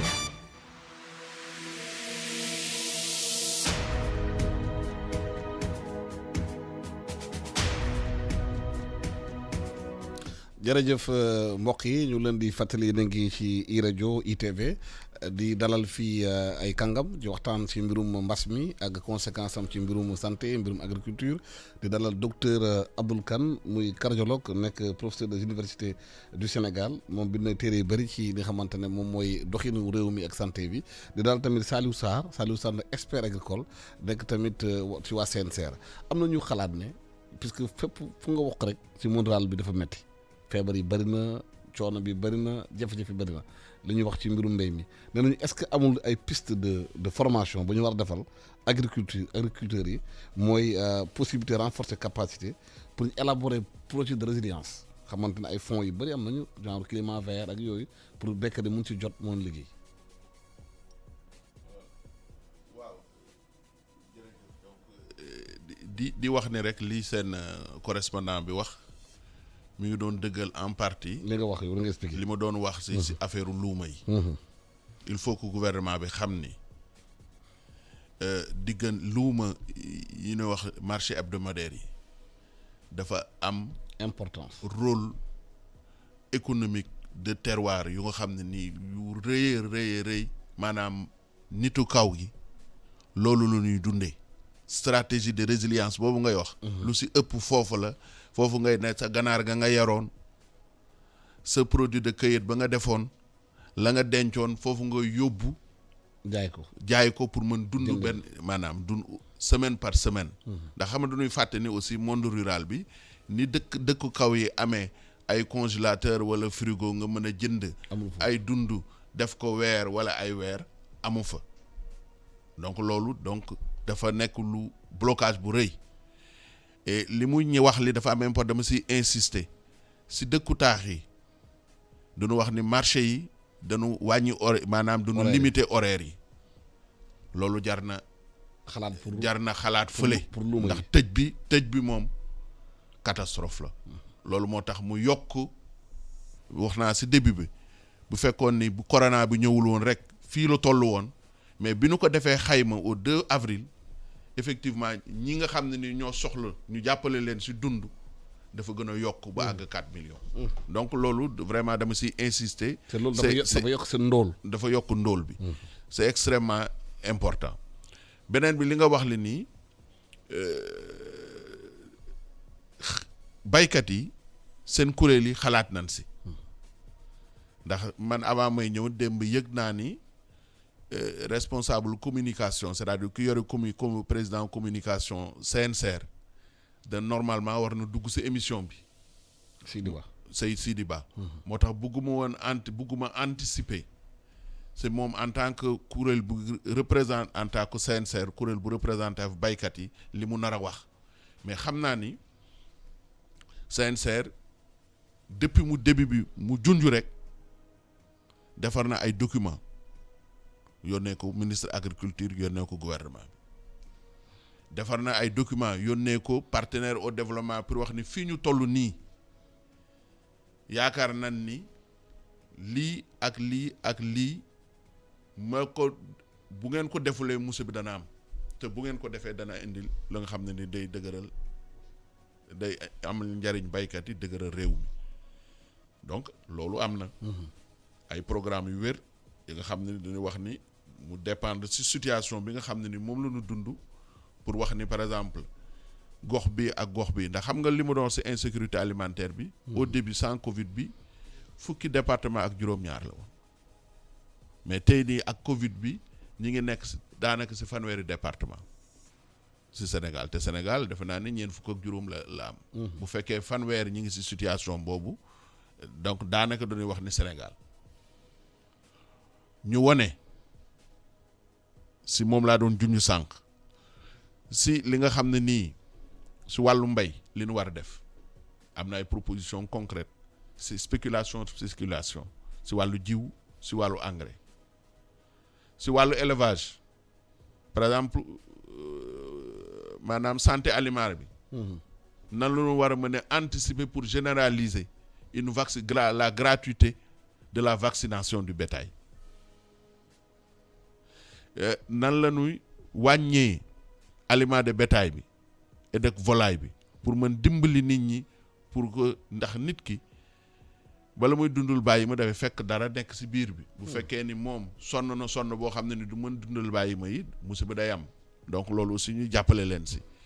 am na ay xeetu mbay yi nga xam ne nii dafa gaaw lu mel na ñebbe lu mel na xaal ñu seet nan la gouvernement bi mën a maanaam rendre disponible ay jiwu yu nga xam ne ni nit ki bu ko bayee rek mbay moo xam ne ni ñaari weer rek dana am dara lu mu def si gémmiñam nan la ko mën a yooyu def ay proposition concrète si wàllu maanaam ganaar am na ay ganaaru race yi nga xam ne nii maanaam donc moo xam si coq bi wala si poule bi boo ko rendre disponible ñoom yàlla may na leen seen ay nen day bari te dafay gaaw yooyu yëpp ay proposition yu concrète yoo xam ne nii effectivement kuréel bu mel na CNCR def na ko mu nekk document yoo xam ne nii man dama ko bu mu doon kii sax dama ko doon indi won la ko mais dama doon wax ne dama koy bàyyeeg maanaam ki nga xam ne ni moo ko war a wax muy Sidi mu wax ko mais loolu lu am la pour wane ni baykat yi aussi dañuy xalaat dañu am ay kuréel am ay stratégie te gouvernement bi li may def appel koy mooy na leen gën a déglu ndax su question yëpp ndax nit ki dañuy wax ni bala ngay xam Demba nga laaj ma Demba nit moo la gën a xam ay matt lalam xalaat nañu si seen ay situation te def nañu ay proposition concrète mais est-ce que xalaat nañu maanaam assurance agricole aussi assurance agricole boo ko dee xool daanaka depuis ay at yaatal nañ ko ba nga xam ne nii si système toujours baykat yi de plus en plus ñu ngi koy généraliser par exemple CNCR ak ASPRODEP def nañu benn expérimentation si maanaam benn projet pilote si wàllum bayum gerte bu nga xam ne nii dañu lëkkale maanaam kuréelu industriel bi nga xam ne ni day jënd gerte crédit agricole ak baykat bi ñu dem si ba si lu toll si 60,000 hectares dem na ba nga xam ne ni kuréel boobu ñuy wax COPEOL nga xam ne nii daanaka léegi yenn saa yi sax mooy ëpp jënd gerte li Société nationale Sénégal di jënd muy Sonacos kooku noonu si programme boobu bala nga siy dugg da ngay def assurance agricole am na yeneen programme dans la vallée bala ngay dem am crédit bi da ngay def assurance agricole de plus en plus le CNCR proposé na ni programme yëpp vu que affaire environnement bi dafa changé ak changement climatique yi te ñun si taw lu ñu maanaam lu ñu moom mooy à 90% dépendre ko suñu agriculture war nañu généraliser l'assurance agricole su loolu sax def na proposition gouvernement bi non seulement généraliser waaye mu subventionner pour wàññi maanaam droit d'adhésion yi par exemple fii 50% la ko def réew yu mel na Maroc nga xam ne ni ñooñu ëpp doole pour mën a généraliser seen assurance agricole maanaam lii droit d'adhésion bi ngay joxe ñoom dañ ko yóbbu 90%. c'est-à-dire gouvernement bi moo koy jël rek pour inciter maanaam baykat yi nga xam ne nii ñu jël assurance agricole bu boobaa dana yomb non seulement ci gouvernement bi ndax bu boobaa bu jafe-jafe amee assurance yi ñooy fay mais aussi dana yomb ci baykat yi dana ko protéger ba insécurité alimentaire bi du gën a law. waaw professeur lii dafay wone expertise bi am na ci réew mi ci fànn boo xalaat mooy agriculture médecine ak yëpp mais est-ce que yaakaar nga nguur ñi may nañu nopp experts yi ci lu ñuy wax ak mën a changer paradigme. wax dëgg xaw ma nguur gi comme mosuma jege ñi nekk ci nguur gi ak nu ñu doxalee mënuma ci sori lool waaye bu may déglu sëñ Saliou. am na njàngat bi njëkk mooy ñu ngi ne mbas man docteur la mais dama war a maandu xam ne ndekete mbir mi médecine am na ci wàll mais wàll wi daanaka waxuma lu tuuti la waaye am na lu bari leneen luy mottali suñu jàngat ak li ñu war a def médecine la waaye ndekete koom la ndekete aada ak cosaan la si correspondant bi nee nañu nit ñi ni ñu toogee tey donc dimension yi nga xam ne yi dañ ko war a xool mais du médecin bi taxaw fële di wax li muy wax expert en agriculture bi wax li muy wax ñëpp dañu war a ànd li koy mën a firnde par exemple mooy tey man expert en biomédecine bu ma nee statistiquement lii la dañoo war a confiner def lii ak lii loolu mooy tax épidémie du law ma calculer samay chiffres ba pare bu ma dégloo sëñ Saliou li mu may wax dama war a ne tekk déglu ko bu baax parce que ñoom li ñu def science la dañoo natt li ñu natt xam li ñu xam mesurer ne lii mooy diagnostic bi lii mooy paj mi te paj moomu en fait moom mooy fajal man sama mbas man mi médecin bi parce que lii bu ma leen di déglu bu baax ñoom li ñu wax dafa di même bu fekkee ne médecine lii la nar a wax te luuma yi dimension économique te rek bi ñu représenté tey nit ñi coono yi ñu jànkonte woon lii ñëw bokk ci xale yi nekk ci taax yi ñoom si seen bopp xëy na war a tal seen bopp te waroon dem jàppale ji nit ñi nekk ci àll bi te jafe-jafe yooyu yëpp dajaloo loolu li muy firnde rek mooy bu fekkee ne sax médecine bi lii la wax dinañ ko teg mais teg li nga xam ne li mooy la dimension sociétale la dimension économique naka la ñuy jànkonteeg tey ak jafe-jafe yooyu mun na nekk assouplissement mooy li mu wax ci luuma yi parce que bu ñu ko defulee ñu ngi nekk fii di wax li ñuy wax parce que man médecin bi maa jàpp ne ci statistiquement nii lay mbas mi di demee virus bi nii lay contaminé waaye contagion gënul metti ndóol nit ñi mënatuñu dara ba fippu dëkk bi jaxasoo kenn déglootul kenn moo tax anticipation boobu am na solo te li nga wax aussi c'est très important anticipation boobu mënul nekk lu dul ñu xam ne mbas maanaam feebar boo xam ne bi cër yëpp lay jàpp cër yëpp comme cër yëpp lay jàpp nag doonatul médecine ça devient sociétal ça devient économique am dimension culturelle ñëpp nag ñoo war a xool ku nekk sa domaine nga def nga sa diagnostic lii CNRA def man pour man CNCR astafurlah pour man doon na liggéey boo xam ne bi loolu lañ doon xaar ci waa Sénégal yëpp ñu def ko seen domaine te lii CNCR def ñëpp toog ñu partagé ko ñu xam ne lii mooy réalité wu Sénégal lii mooy piste yi ñu xam ne consensus bi bu ñu ko trouvé wala ñun ñëpp ñu ànd ci j'espère que seen document bi nguur gi téye na ko xool na ko confronté ko ak yeneen opinion yi. est-ce que loolu moo tax nit ñuy xalaat ne réew tubaab yi nu ñu koy xalaatee ñoom seen confinement beeg yooyu ak ñun suñu réalité socio-culturelle yi bokkul parce que bu ñu nee France mën nañ tëj ñëpp toog virus bi bañ a daw bañ ne léegi mu ñuy wàññeeku ak ñun nu ñuy dundee. mooy xamal ki nit ki day yeew suba teel wuti dépense bu joxe këram mën a togg kooku boo ko bëggee tëj confiné ko suba dina génn indi la grève mbaa indi la rébellion. d'ailleurs ci téere bi au noir bi ngay wax naa ci luuma décrire luuma yi parce que luuma yu bëri du Sénégal rek Afrique yëpp. ak marché yi dugg naa ci. taxi brousse yi dugg naa ci. taxi brousse Afrique boo gis man Abdoul Kane mii si ñeenti at yi dugg naa ci pour mën a bind sama téere bi. et ci téere bi bind naa ci def naa ci cette mise en situation d'une révolte am parce que bi mu méttee ba métti mooy peuple banlieue bi ñu tëjoon ndóol sonn gars yi teg li ñuy teg seen i barrière xam nga barrière am na aussi symbolique mais bu méttee ba métti yow nga d'ailleurs loolu lañ leen ñuy wax bi alkaati yi ñëwee naan leen toog leen fii parce que Ebola bi wala virus bi warul circuler ñu ne mais ñun du virus bi moo ñuy rey xiif moo ñuy rey ndóol la ñuy rey et bés boobu révolution am dëkk bi tas effectivement oui loolu mooy réalité épidémie yëpp encore une fois du may inventé c'est-à-dire que bu suba lii ñoom sëñ Saliou di wax tënk ko bu fekkee ne anticiper wuñ ko togguñu ko mu xëy na mu am compromis bi mun na nekk bon ñun ñoo ne woon confiné mais xam nañ ne mënul nekk parce que c'est la réalité sociale et économique moo tax mënuñu nekk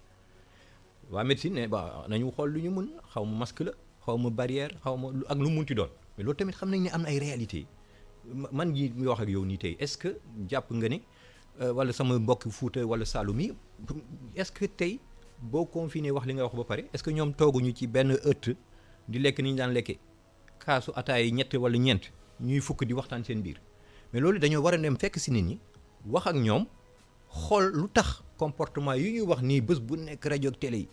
ñoom ba léegi egguñ fa ku nekk dina la wax li tax kii dina naan man kat lii laa gëm kii naan man dama mënul li ngay wax parce que aw ma jumtukaay yooyu parce que aw ma doole boobu pour def ko boo dégloo nit ñi ba pare nga xool ku nekk naka ngay mën a saafaraal nit ki ci suuf si crise bi loolu mooy solidarité bii tax ñu génn ci. et loolu bu ñu ko tegee ba pare nag la dynamique de l'évaluation am na solo c'est-à-dire que li CNCR wax tey foog naa ne c'est tellement clair mais nañ ko éprouver mais ñoom si seen bopp parce que gis naa ne ñu ngi ci dynamique très scientifique d'évaluation. xëy na fii ak weer ñaari weer dañu ne ñun kat am na leneen lu ñu gis le peut-être bu ñu ko tegee dina tax bu tane. je crois que bu ñu doxalee noonu xëy na dinañ ci mën a génn. waaw Sidi Ba ñëw na mooy porte-parole CNCR Sidi Ba ñu ngi lay nuyu yaa ngi déglu waxtaan bi suba ba léegi ci mbirum santé bi lié ko ak maanaam agriculture bi tey nag xëy na ñu ngi mois de mai bu ci kanamee tuuti daañu dégg mois de juin xëy na mu ñu xaar ndi taw yi ñëw ak yooyu matuwaay yi ñu jël ci foofu ci monde rural bi ndax dina tax ñoom ñu mën a tëkku coronavirus bi allo. allo maa ngi leen di dégg waaw. waaw Sidi Ba dama ne ñu ngi nii ci waxtaan ak yow ci di jël sa xalaat li xamante ne mooy ñu ngi pratiquement mois de juin te mois de juin en général les premières pluies di am ci sud du pays ak yooyu est-ce que naan le monde rural jël nañu ay matuwaay pour mën a tëkku coronavirus bi. maa ngi leen di fay. ñu ngi lay déglu Sidi Ba. maa ngi leen di nuyu yéen ñaar maanaam yéen ñi fi toog ci plateau bi. di nuyu Saliou Sarr suma naataango bi ma bokkal kuréel di nuyu docteur Kane ak yow mi Alassane di dégg lool ci invitation bi ci participation ci émission bi di leen yëgal rek ni comme ni ko docteur waxee effectivement maanaam ñun ci biir àll bi ñu ngi yëg coono bu tar et que Saliou xaw na ko junj daanaka ñun coronavirus bi daanaka gënuñoo sonal mais daanaka corona xiif moo nu gën a jege. et di fàttali rek CNCR bi ñu bokk am na loo xam ne lii jot na ko jëf jot na ko dox di mbir mi feeñee jot nañu bind benn note technique boo xam ni adressé nañ ko Mayer astafurlah benn lettre bu ñu adressé ministre agriculture ngir mu xam yan matuwaay ak yan mbir la war a jël ngir corona bi bañ a métti ci mbéy mi maanaam note boobu yónnee woon nañ ko depuis début avril ngir mu xam ni béykat yi bi ñu doon nii la ñu bëgg mu gérer Covid bi après ñu teg ci aussi beneen note boo xam ni di wane ni ñun suñu participation ci xeexu Covid 2019 parce que loolu yëpp jot nañ ko def jot nañ ko bind jot nañ ko wax mais li ñu xaw a jaaxal moo di document bi ñu génnee ngir riposte ci Covid 2019 ngir naka la ñu duggee nawet bi ak naka la ñu sondee ci naka la ñu dugalee suñu loxo ci mbiru mbéy mi document de riposte boobu xaw ma ndax officiel na wala officiel wul parce que muy daw ci réseaux sociaux yi dafa di mbir moo xam ni boole wuñ ci béykat yi ñu doon boole wuñ ci plateforme paysanne bu ñu doon et que dafa di document boo xam ne ci nuñ ko gisee un document trop productiviste lii docteur wax ci mbirum wér-gu-yaram xam naa ne document boobu bés bu ñu ko appliqué nit ñi dinañu gën a sonn parce que ci sukkandikuwul sax ci li seen kilifa wax seen kilifa dafa dawal PSE vert ngir wàññi yenn poson yi wàññi yenn took yi ngir béy loo xam ne lu sell la xam ni dina baax ci wérgu yaramu nit ñi mais boo seetee ci li ñu war a jënd ci pesticide ngir aar loolu ñuy béy daanaka dina jege $2 milliards li ñu war a béy ci ceeb ak li ñu war a béy ci yeneen xeetu meññeef yi yëpp pour baaxal ko boo seetee dina gën a indi soxe ci suufu Sénégal dina gën a indi problème ci li ñu dundee ëllëg maanaam même génération future yi jënduñ ko en compte et que pour tënk foofu rek ci yëf yi nga wax ni maanaam ñaam nu ngi waajal nawet bi nee nañu dinañu jox def ci àll bi lu mot 60 milliards mais 60 milliards yooyu ñuy wax ñun jàpp nañu tuuti na parce que pour nu gën a yëg Covid 2019 amul ci réew mi daanaka mën nañu 5 millions de personnes wala plus ñoo xam ne ñu ngi ci àll bi. waaw Sidi Ba. boo defee seen évaluation yéen buñ ko waroon 60 milliards yi tuuti na ñaata moo war a doy pour monde rural bi en terme de milliards. moo en terme de milliards bon comme li Saliou waxoon na ko ci njëkk ne woon na en année normale pratiquement ay li ñu doon def daan na jege 60 milliards léegi boo demee doublé maanaam 60 milliards. doublé ko def ko 120 milliards. def ko 120 ou bien pourquoi pas 150 milliards même voire 200. parce que tey nañu jàpp ni amatuñu dara luuma yi moo nekkoon des hauts lieux d'échange yu ñu amoon. luuma yi tëj nañ leen depuis le 16 mars depuis astafurlah depuis le 24 mars depuis la dernière semaine du mois de mars. kon ba fu may wax ak yow amatuñ fu ñu jaayee suñu ganaar amatuñ fu ñu jaayee suñu nag amatuñ fu ñu jaayee suñu xar amatuñu lenn loo xam ne mën nañ ko def pour dund alors que réewu taax yi ñu ngi doxal seen i luuma ñu ngi doxal seen i marché quotidien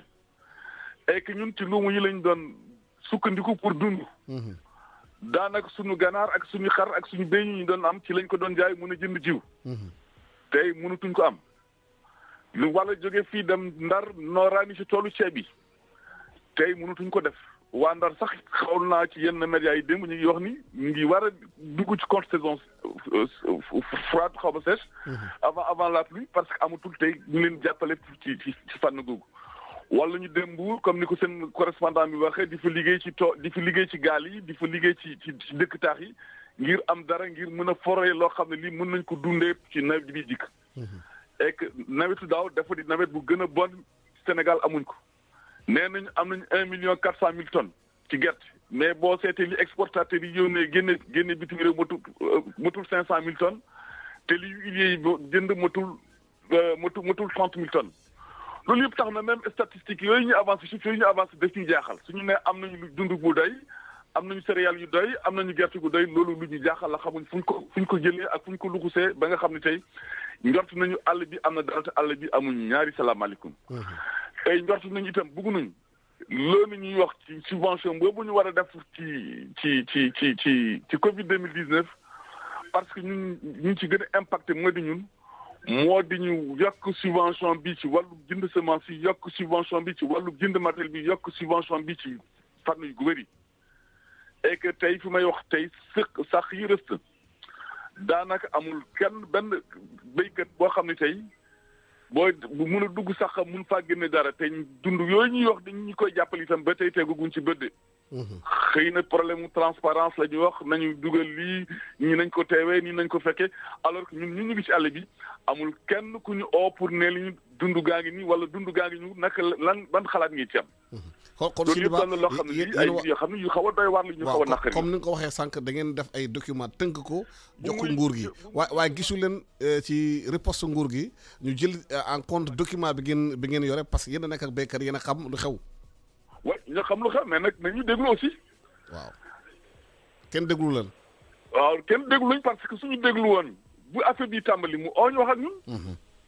mooy yoon. parce que loolu itam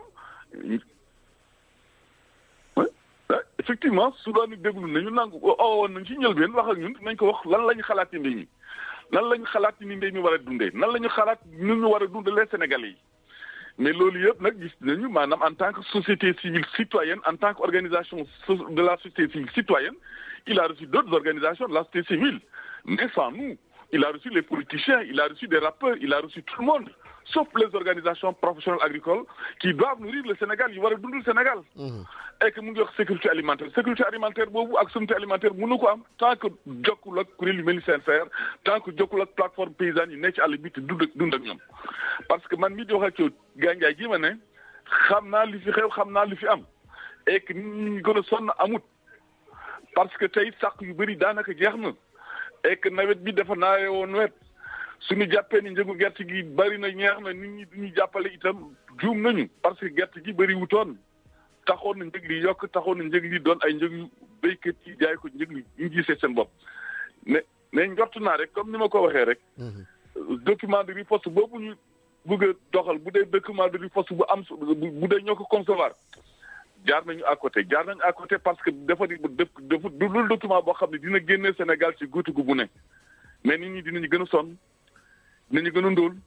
dañu gën a dellu gannaaw ek mbéy mi dina gën a dellu gannaaw parce que tey li problème yi ñu am principalement moo di problème mu pluviométrie li ñu am comme que am nañu problème pluviométrie nañu fexe nañu maîtriser ndox mi sànq si docteur nee na Israël du taw Maroc du taw mais terewul réew yi ñooñu gën a naat ci wàllu mbéy ñun am nañu dex ci nord bi am nañu dex ci Gambie am nañu dex ci Casamance mais lu tax mënuñu mënuñu développer. mais est-ce que xalaatoo Sidi Ba bu loolu amee Maroc mun ko def. Israël mën nañu ko am ak nawet. waaw. teg ci itam suuf si itam ñu dekkil ko ñu restaurer sa base productive. non pas par des engrais chimiques mais par des moyens par les bonnes pratiques agricoles. par l'utilisation de l'engrais organique et d'autres types de fertilisants.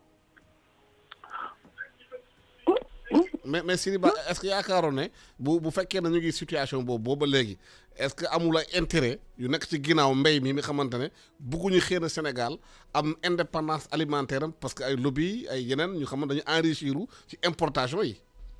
man loolu gëm naa ko parce que même bu ma gisee tey bu ñu demee ba war a joxe ceeb bi ëpp ceeb bu ñu joxe mu ngi jóge Indochine wala mu ngi jóge Inde alors que sunu mbokk yaa ngi nii wàllu ak seen magasin. am ceeb fees fa dell oignon baa ngi fees fa ne gàññ ci biir vallée bi fruits ak légumes ñu ngi ne gàññ ci biir la zone de Niayes alors que ñoom producteurs oignons yi mënuñu sax jaay seen oignon alors que ñoom kit bi ñu war a joxe nit ñi waroon nañ jënd oignon boole ko ci pour ñu dem jël wala boole ci carotte wala boole ci chou-pommé pour ñu jox ko béykat yi wala sax même dugub aussi parce que boo seetee kit bi ñu indi ceeb rek la alors que nit du ñu añee ceeb suñu añee ceeb du ñu reeree cere suñu reeree cere bëgg nañ ci am ci mbubu chou-pommé suñu reeree cere bëgg nañu mu am soble wala ceeb bi am soble loolu yëpp nag dafa di loo xam ne lii ci nuñ ko jàngatee dafa di mbir moo xam ni lu nar a delloo réew mi gannaaw suñu demoon Fuuta suñu demoon Richard Toll wala dem Rosso wala dem Fuuta jënd ceeb bu fa ne ba mu doy daal di ko mottali ak ceeb bu jóge bitim réew mun nañu comprendre mais loolu yëpp mënuñu ko comprendre pourquoi parce que tooguñu wax ak nit ñi xamal leen li ñu am et que suñu lancé appel d'offre am koo xam ne ki am na ceeb boo xam ne mu ngi ko jëndee daawaati jéeg ne mun naa leen ko joxe à 275 francs alors que ceeb bu Saliou Sarr jël ak coût de production yi mu am mun nga ko jaayee 200 mun nañ ko jëndee moom au prix coûtant suñ ko jëndee au prix coûtant doog a jëndee yeneen ceeb yi indi boole ko ci mu doon ceeb ñu jox ko nit ñi alors que ceeb boobu moo gën a sell moo gën a baax ci suñu wér-gu-yaram et que man daal ci li ma seetlu daal peut-être comme ni nga wax am na ci ñoo xam ne ni tey duñ am lobby yu mag la du ñu am alal joo xam ne alal ju bëri la même feeñ ci gerte gi ay ñoo xam ne ay lobbyistes lañ ay milliards la ñu yore tey bi Covid 2019 jógee jël nañu alal ju tàkku jox nguur gi fu ñu ko jëlee ci béykat yi lañ ko jëlee ñooñu nag bëgguñu nguur gi xam lu xew. bëgguñu nit ñi xam lu xew dañu bëgg nelawal nit ñi ngir dox ci xelu nguur gi ngir bu ëllëgee ñu nekk fii ëllëg di ut alal suñu kaw. di ut alal ci nguur gi réew mi di gën a ndóor réew mi di gën a dellu gannaaw. jërëjëf et que même ci wàllu mbéy mi aussi bon intrants yi tey boo seetee li ñu nar a def seen plan de riposte lu ëpp ci engrais yi c'est des engrais qui seront importés. peut-être dina am li ci ICS jël wala li ci nekk ci fabrication locale yi jël mais li ci ëpp ay nit ñoo xam ne ñoo ci nar a sukkandiku ngir am def business ci nguur gi def business ci béykat yi def business ci Sénégal ak alors que dafa di alal joo xam ni dafa waroon dellu ci réew mi nit ñi war ko jëfandikoo ba réew mi mun a avancer ba mbéy mi mun a yëkkatiku. voilà jërëjëf Sidi Ba leer na dégg nañu Sidi Ba lu mu expliqué dafa rejoindre quelque part passage livre bi Abdoul Kane génne di wax mbirum système de corruption bi maanaam système de mal gouvernance bi xamante ne ay kàngam toog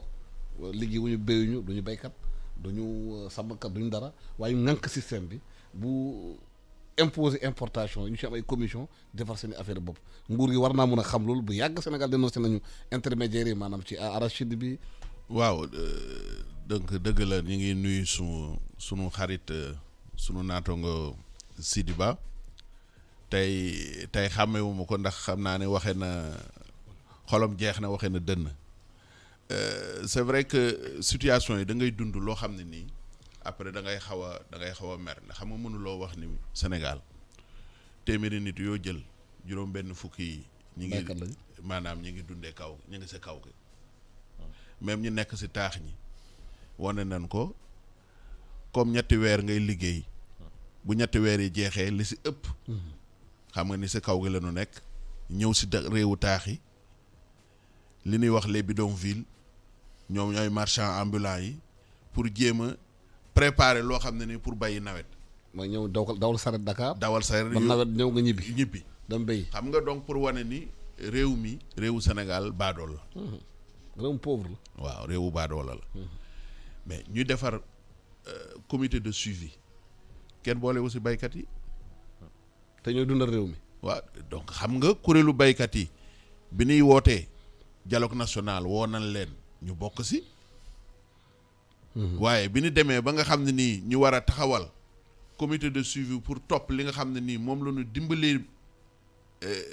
maanaam nit ñi si wàllu ndimbal ñu fàtte leen damay am njort bu rafet rek ni fàtte la faay la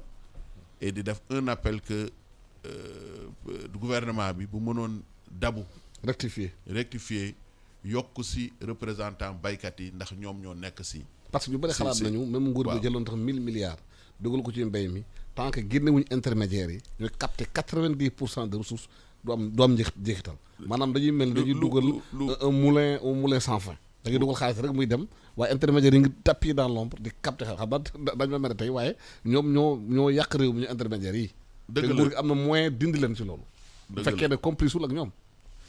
buñ la meree tamit amul problème ndax ne moom buñ la meree si dëgg. moom amul problème di wax ni rek xam nga nit day wax ni lépp lu ñuy def sans toi c'est contre toi. dëgg la looloo tax nga war moom mooy premier pilier de transparence ki nga xam ne ni moom moo ëpp te li nga jëmale si moom la jëm mu ñëw fekkee loolu dafa baax pour dellu si rek pour wax ni effectivement li nga wax li tey jii boo demee Burkina Faso wala ñeneen seen programme agricole yàgg na si ay jamono ëppoon na 100 milliards ñun on peine à arriver à 60 milliards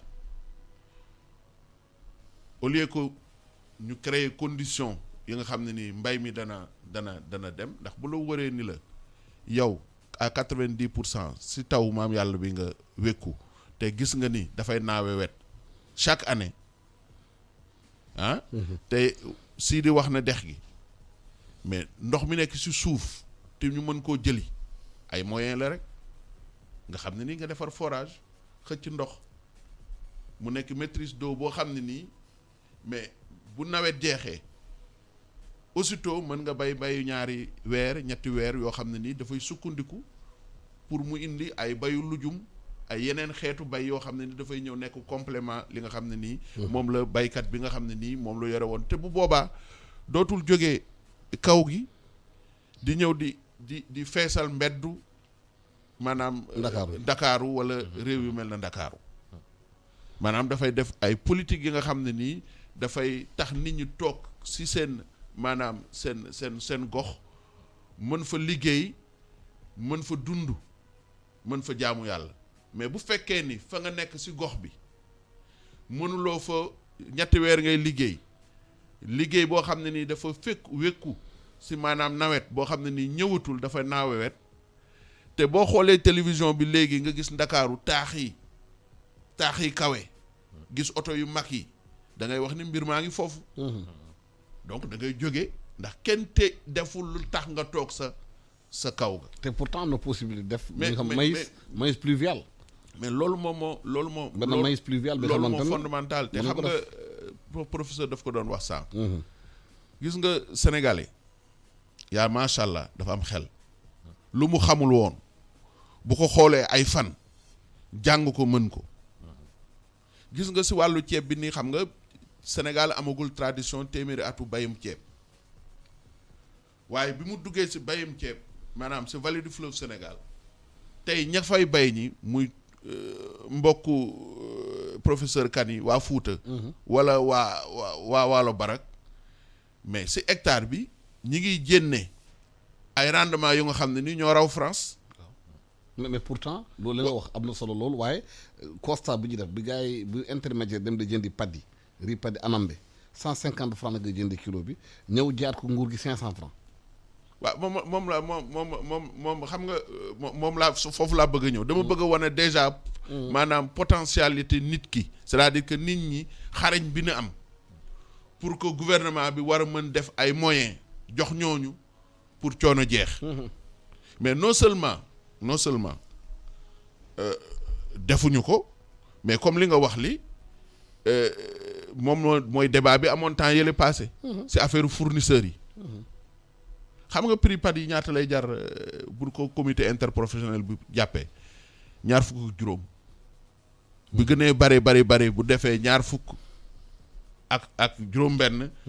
ñu yuuxu. waaye nit ki nga xam ne ni comme li nga wax intermédiaire boobu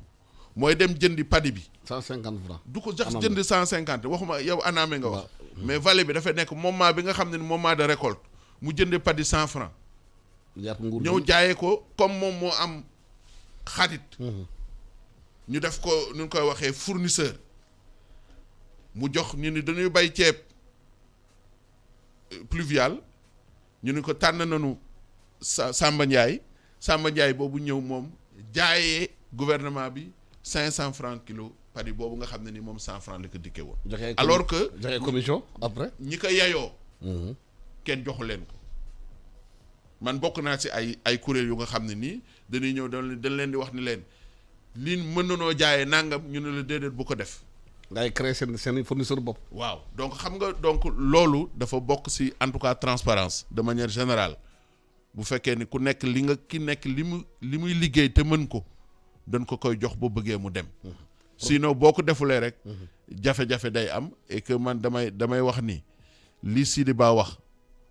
mooy toll noonu fu nga xam ne nii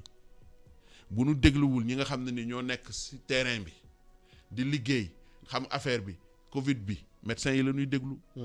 affaire mbay ak noonu nañu déglu baykat yi nañu déglu ñi nga xam ne ñoo dëkkee kaw gi ñu bàyyi leen ñu wax comme li professeur doon wax léegi mën nañ ko croiser mën nañ ko waxtaan pour defar loo xam ne nii dana amal njariñ. dana amal njariñ réew. waaw professeur di Sidi Ba wax sànq ñi gis nañu intermédiaires yi am ci filières yeeg yooyu ci fépp nag. du ci ceeb bi rek même ci achat médicaments yi gis nañu xamante ne xëy na du ñu ay médecin du ñu ay dara du ñu spécialiste yi ñoo dem jëli garab yi di ko jaayaat di ko créer yenn marché parallèle yi est-ce que du gangrène bi du foofu la gën a méttee ci réew mi maanaam corruption bi xamante ne moo nekk ci biir ñu ngi créer seen fournisseur bopp bu ñu jaayee jox leen seen commission bopp ñuy ñëw toog Dakar fi toog teg sa état de yéen xamul sax lu xew ci monde bi. waaw lii yëpp li muy wone mooy suñu société dafa am lu mu toogee woon am lu baax li ñu nekk. am lu bëri loo xam ne dañ koo waroon jubbanti. guerre bi problème gouvernance yi loolu yëpp malheureusement bu ñuy waxante dëgg kooku dafa sax ci suñu société yi loolu tamit junjoon naa ko wax naa ni policier bi toogee wax naa ni soignant yi toogee wax naa ni ñeneen ak ñeneen toogee wane ne ku nekk fi nga nekk dina am ñoo xam ne ay jàmbaar lañu day béy seen waar. mais am na ñoo xam ne ñi boo nee sax ay nit a ngi bëgg a faatu ñoom li ñu njëkk a xalaat mooy mbir mi naka laa ciy mën a defee affaire. ba mu jëriñ ma loolu mooy corruption. am na erreur bu mag bu ñuy def mooy ubbeeku waxtaan am sax esprit critique surtout en situation de crise xam nga bu ñu nee mbas corona lan moom la ñu njëkk a wax mooy guerre. boo nee guerre am na noo koy mën a interpréter lu bëri mais mun na tamit nekk et malheureusement moom la ñu gën di gis bu ñu ne guerre mooy commandement unique mooy daanaka pensée unique tamit démocratie la ñu sax waaye gars yi neen leen teg situation bi fu mu tollu tey nañu jël yëpp jébbal ko patron bi moom mu wut ñi mu tànn ñoom ñu doxal te loolu gis nañ lu mu jur. réew mi gën a am doole ci àdduna bi yàlla def na ngeen baal ma waaye daanaka foog naa ne général bu doy waar la. rationalité sax amu ko. loolu mooy dëgg bi. te gis nañ lu mu jur. di mu njëkk corona amul après mu ne am na def leen jël leen chloroquine bàyyi leen chloroquine piqûre leen seen bopp gel hydroalcoolique comme ni ma ko doon waxee xaw ma ndax di nga faat virus bi waaye yow moom di nga faatu. et évidemment gis ngeen ni réew moomu tey moo gën a sonn France bi. président bi nga xam ne dafa wóolu woon boppam nit ñaa ngi doon wax gilet jaune France dafa amoon souffrance bu métti kenn déglu kenn corona bi ñëw mu ne leen teg man dinaa wax xam gis nañ fu mu mujjee baal leen ma wax ndekete juum naa lu bëri def benn discours te suñu réew yi foofu la ñu jëm tamit maanaam gis nañu léegi ay président ñoo ñenee garab gi trouvé naa ko bon man je ne suis pas contre. C'est au nom de la fierté africaine ñoo ñëpp bëgg nañu ñu am lu ñu fi waaye du cëru président. di inventer ay garab. surtout bu ko jàngoon sax ñu mën a xam. li ma junj li ma bëgg fi ma bëgg a jëm ci loolu mooy bu fekkee ne nekk nañu ci crise li ñu génn ci crise bi mooy citoyen bu nekk. nga déglu ko kuréel bu nekk. nga jox ko baat du déglu ko rek. mais fu laal li mu wax. surtout kuréel yoo xam ni comme CNCR. parce que man sëñ Saliou ñu ngi door a daje ay ati ngi nii may dox di dugg ci avion di dem di ñëw foog naa ne li ma dajeeg waa CNCR. ay experts CNCR. ñu dem di waxtaanee mbiru agriculture ci Afrique ak ci monde bi ñuy wax lu leer ñu nekk ci hôtel ñu may expliquer lu agriculture du Sénégal te bu ma déggee ñoom li ñu wax ñoom newuñ di polémiquer ils sont dañu ne ñun ñu ngi ci terrain bi mais ñu ngi tamit xam nañu bu baax li xew ci àdduna bi xayma nañu mesurer nañu am nañu ay proposition xam nga bu fekkee ni toll nga fii ñu mel ni boo leen dégluwulee dina am ay jafe-jafe yu bëri parce que d'abord dafa mel ni ñoom bu ma leen dégloo man universitaire dama am complexe parce que bëggoon naa mel ni ñoom parce que loolu la ñu xaar ci ñun bu ma la joxee xalaat Alassane dina am ñetti mbir xëy na dina mën a am benn bi mooy xalaat bi ma la jox amuloo la benn njëriñ mais nga wax ma ne sëñ bi Abdoul juum nga ñu xam ne xalaat boobu dañ koy teg du côté mais xam nga kooku bu subaa ñun ñaar ñooy bokk xalaat ci fànn boobu beneen bi mooy nga ne ma non sëñ bi docteur Kane xalaat bi ngay wax dëgg la te ñun sax ndekete xalaatoon nañ ko ñu ngi koy dawal amul problème te juboo nañ foofu ñetteel bi mooy wax nga dëgg lii kat sóoraale wuñ ko woon te lii kat dina yokk mais surtout li am solo mooy comme waxtaan ngeen échanger ngeen tënk ngeen dara parce que nguur gi mën na ne li ngeen wax nii la waaye nag lii mooy réalité bi consensus bi lii lay mën a doon mais ñu nangoo googu ñun ñëpp bu subaa parce que bu ñu nee mbéy mi bu fekkee ne kuréel yu mel ni CNCR xamuñu yow fi nga jëm lu mu doon bu mbir mi teree suba dina am moment boo xam ne bi béykat yi la communauté dina am ñu war a wax ak ñoom du ay politiciens du ay fonctionnaires du ay alkaati ñii nga xam ne ñoom ñooy dund mbéy mi xam mbéy mi nekk ci terrain bi ñoom rek ñooy mën a wax ak nit ñi ba ñu dégg leen bu fekkee ne ànd nag li nga xam ne li moom la nguur gi wax parce que ñoom li ñu waxoon soorale nañ ko ba ñëpp d'accord ci bu boobaa foog naa ne le consensus parce que consensus la ñu wut du pensée unique te consensus nag à la kulli alin di nga wax ma wax et la libération de la pensée de la parole dafa bokk ci stratégie bu am solo ci période de crise boo doon defulee loolu mooy li ñu dund tey mooy ñu ngi def pensée unique suñu démocratie nañu waxante dëgg boo waxee démocratie nga wax ba guerre gi am na li amoon am na donc boo ne pensée unique da ngay yokk loolu parce que nit nag bu yaakaar ne ñi nga xam ne ñii ñu ngi doon nekk ci lu leen neex boobu ba léegi du mbas mi mooy tax ñu soppeeku bu fekkee ne nag amul ay contre pouvoir amul ñeneen ñu ne sëñ bi ngeen baal ñu waaye lii jaarul yoon gis nañ ko bi ñu ne dañuy distribuer ceeb bi xaw ma ndax luy dëgg lu dul dëgg mais gis nañu ne am na ñu ne est-ce que lii transparent na mais loolu bu lawee rek virus beneen a ngi mooy le virus de l'incompréhension te bu subaa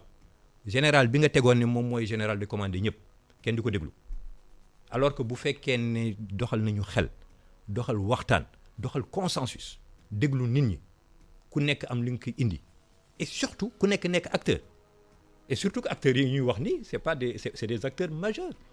bu fekkee ni tey CNCR jàppul ne politique bi ñuy doxal du politique bu dal xel mais noo buggee CNCR nekk un acteur pour pouvoir promouvoir li ñuy wax. mais xam nga wax nga ko sànq ci crise bu amee dina am ñi nga xamante dañuy prox ndollu ci biir crise bi di profito ci crise pour defar ci affaire am na xëy na ci ministères yi yenn maillons yi xamante ne ñoom dañu réfractaire à la réflexion ñoom yaakaar nañ ñoom ñooy fonctionnaires yi xamante ne ñoo ñu téye affaire yi mun sax ministre bi ci boppam bu xalaat bi amee du ko gis parce que dafa am yeneen intérêt yi nit ñi di gérer ci ministères yi loolu am na ci ministères yu bëri Sénégal. dëgg la waaw. dëgg la xam nga loolu moom la ne moom la CNCR. yenn fonctionnaire xamante ne ñoom. voilà dañuy tënk affaire yi tëdd ci. loolu am na. te réew mi intéressé wu la. effectivement moom la CNCR toujours di xeex loolu moom sax indi juddoom dafa wax ni moom nu mu tudd CNCR conseil national de concertation et de coopération des ruraux mooy mu ni man de nangu naa ni maa ngi si biir réew mi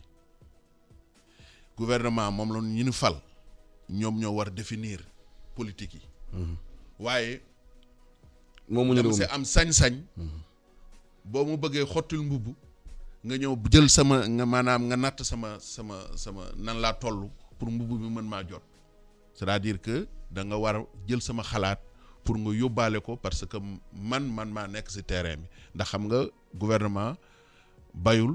sàmmul nappul amul gaal amul tool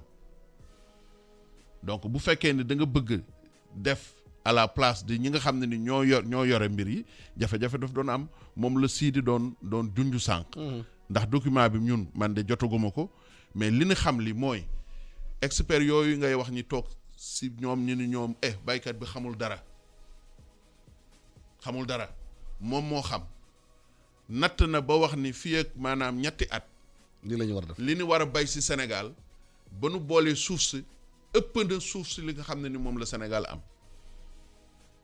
xam nga loolu jafe-jafe nga noonu. ça veut dire que bu waxoon ñi nga xam ne ni ñoom ñoo yor mbir wax la ni la man kat dañu war a bay ren man mi ngi bay gerte man maa la mën a wax boo danaa bay nangam si gerte danaa bay nangam si ceeb danaa na bay nangam si dugub loolu ni dajale pour wax ni ñaa nangam la ñuy bay ren. mais bu fekkee ne da nga bëgg a toog si bureau yow kenn nëkkale xamul dara maa koy xalaatal da ngay def lu nga xam ne nii da ngay juum. amaana sax toog si bureau bi dafa may toolam ak yooyu di béy comme yow. dëgg la loolu kay gis na si terrain bi xam nga réew mi dafa doy waar. mi ngi si mais man dama bugguma tey fi ñu toll nii ñu gën a ñu gën a insister si loolu man si li may bëgg ñu insister mu am importance mooy dëgg la gouvernement bi bëgg naa def waaye lu mu bëgg def il faut ñi mu war defal mu waxanteeg ñoom pour ñooñu nekk au centre de li leen war a def tey fi ñu toll nii xaw ma lu gouvernement li ministère bi wax mais li am ba am boo jëlee fukki at yi ñu weesu ci Sénégal nga xool gëstu li ñuy bay ceeb contre saison li ñuy bay ceeb hivernage heure bu li ñuy bay contre saison dépassé 35 000 hectares hivernage bi si topp nga xam ne mooy grande campagne nga waroon dem 50 000 60 000 hectares doo bay 30 000 hectares. mais foofu ñu gëstu donc kon loolu lu ko waral. il faut ñu li ko waral li problème de moom laa wax d'incitation la c'est-à-dire bu fekkee ni man campagne bii di ñëw. li ma war a bay bu ma bayee ceeb te nga fay ma padi bi 125 francs du ma indil revenu yu te maanaam yu war te bu ma ko defee ba ne xeetan mbay ma dem bay pomme de terre wala ma bay soble moom mooy ëpp bu boobaa. loolu laay defi te ren fi ñu toll nii ceeb bi ñu bayoon hiver dama si dellu si ceeb bi ñu bayoon campagne passée avant Covid di ñëw amul impact sur le marché mondial mais mi ngi am jafe-jafe à partir du mois de juillet c'est-à-dire campagne ren. comme Covid bi dafay impacter si ñuy bay ceeb au niveau mondial Sénégal dafa war def pexe pour def tout campagne hivernale am mu bay ceeb bu doy bu nga xam ne nii marché mondial bi bu rësee. du am impact fii. sinon damay rappeler 2008. bi nga xam ne nii Thaïlande bi nga xam ne moom daawoon di jaay ceeb bi mu changé maanaam politique gu nu muy bayee ceeb ak fi mu koy jaayee prix yi dafa jógee juróom fukk dem téeméer. dafa yokk. bu nu defulee. pexe anticiper loolu. pour dem waxtaan ak maanaam moom waxtaan ak baykat yi. pour wax leen ne ren kat ñi ngi jëm foo xam ne nii ndax feebar bi moo ko indi bu ngeen yokkul mbayu hivernage yu ceeb réew mi dana am jafe-jafe ñu wax la ne la Alassane bëgg nga ma yokk ceeb bi waaye lii de boo ko defee def lii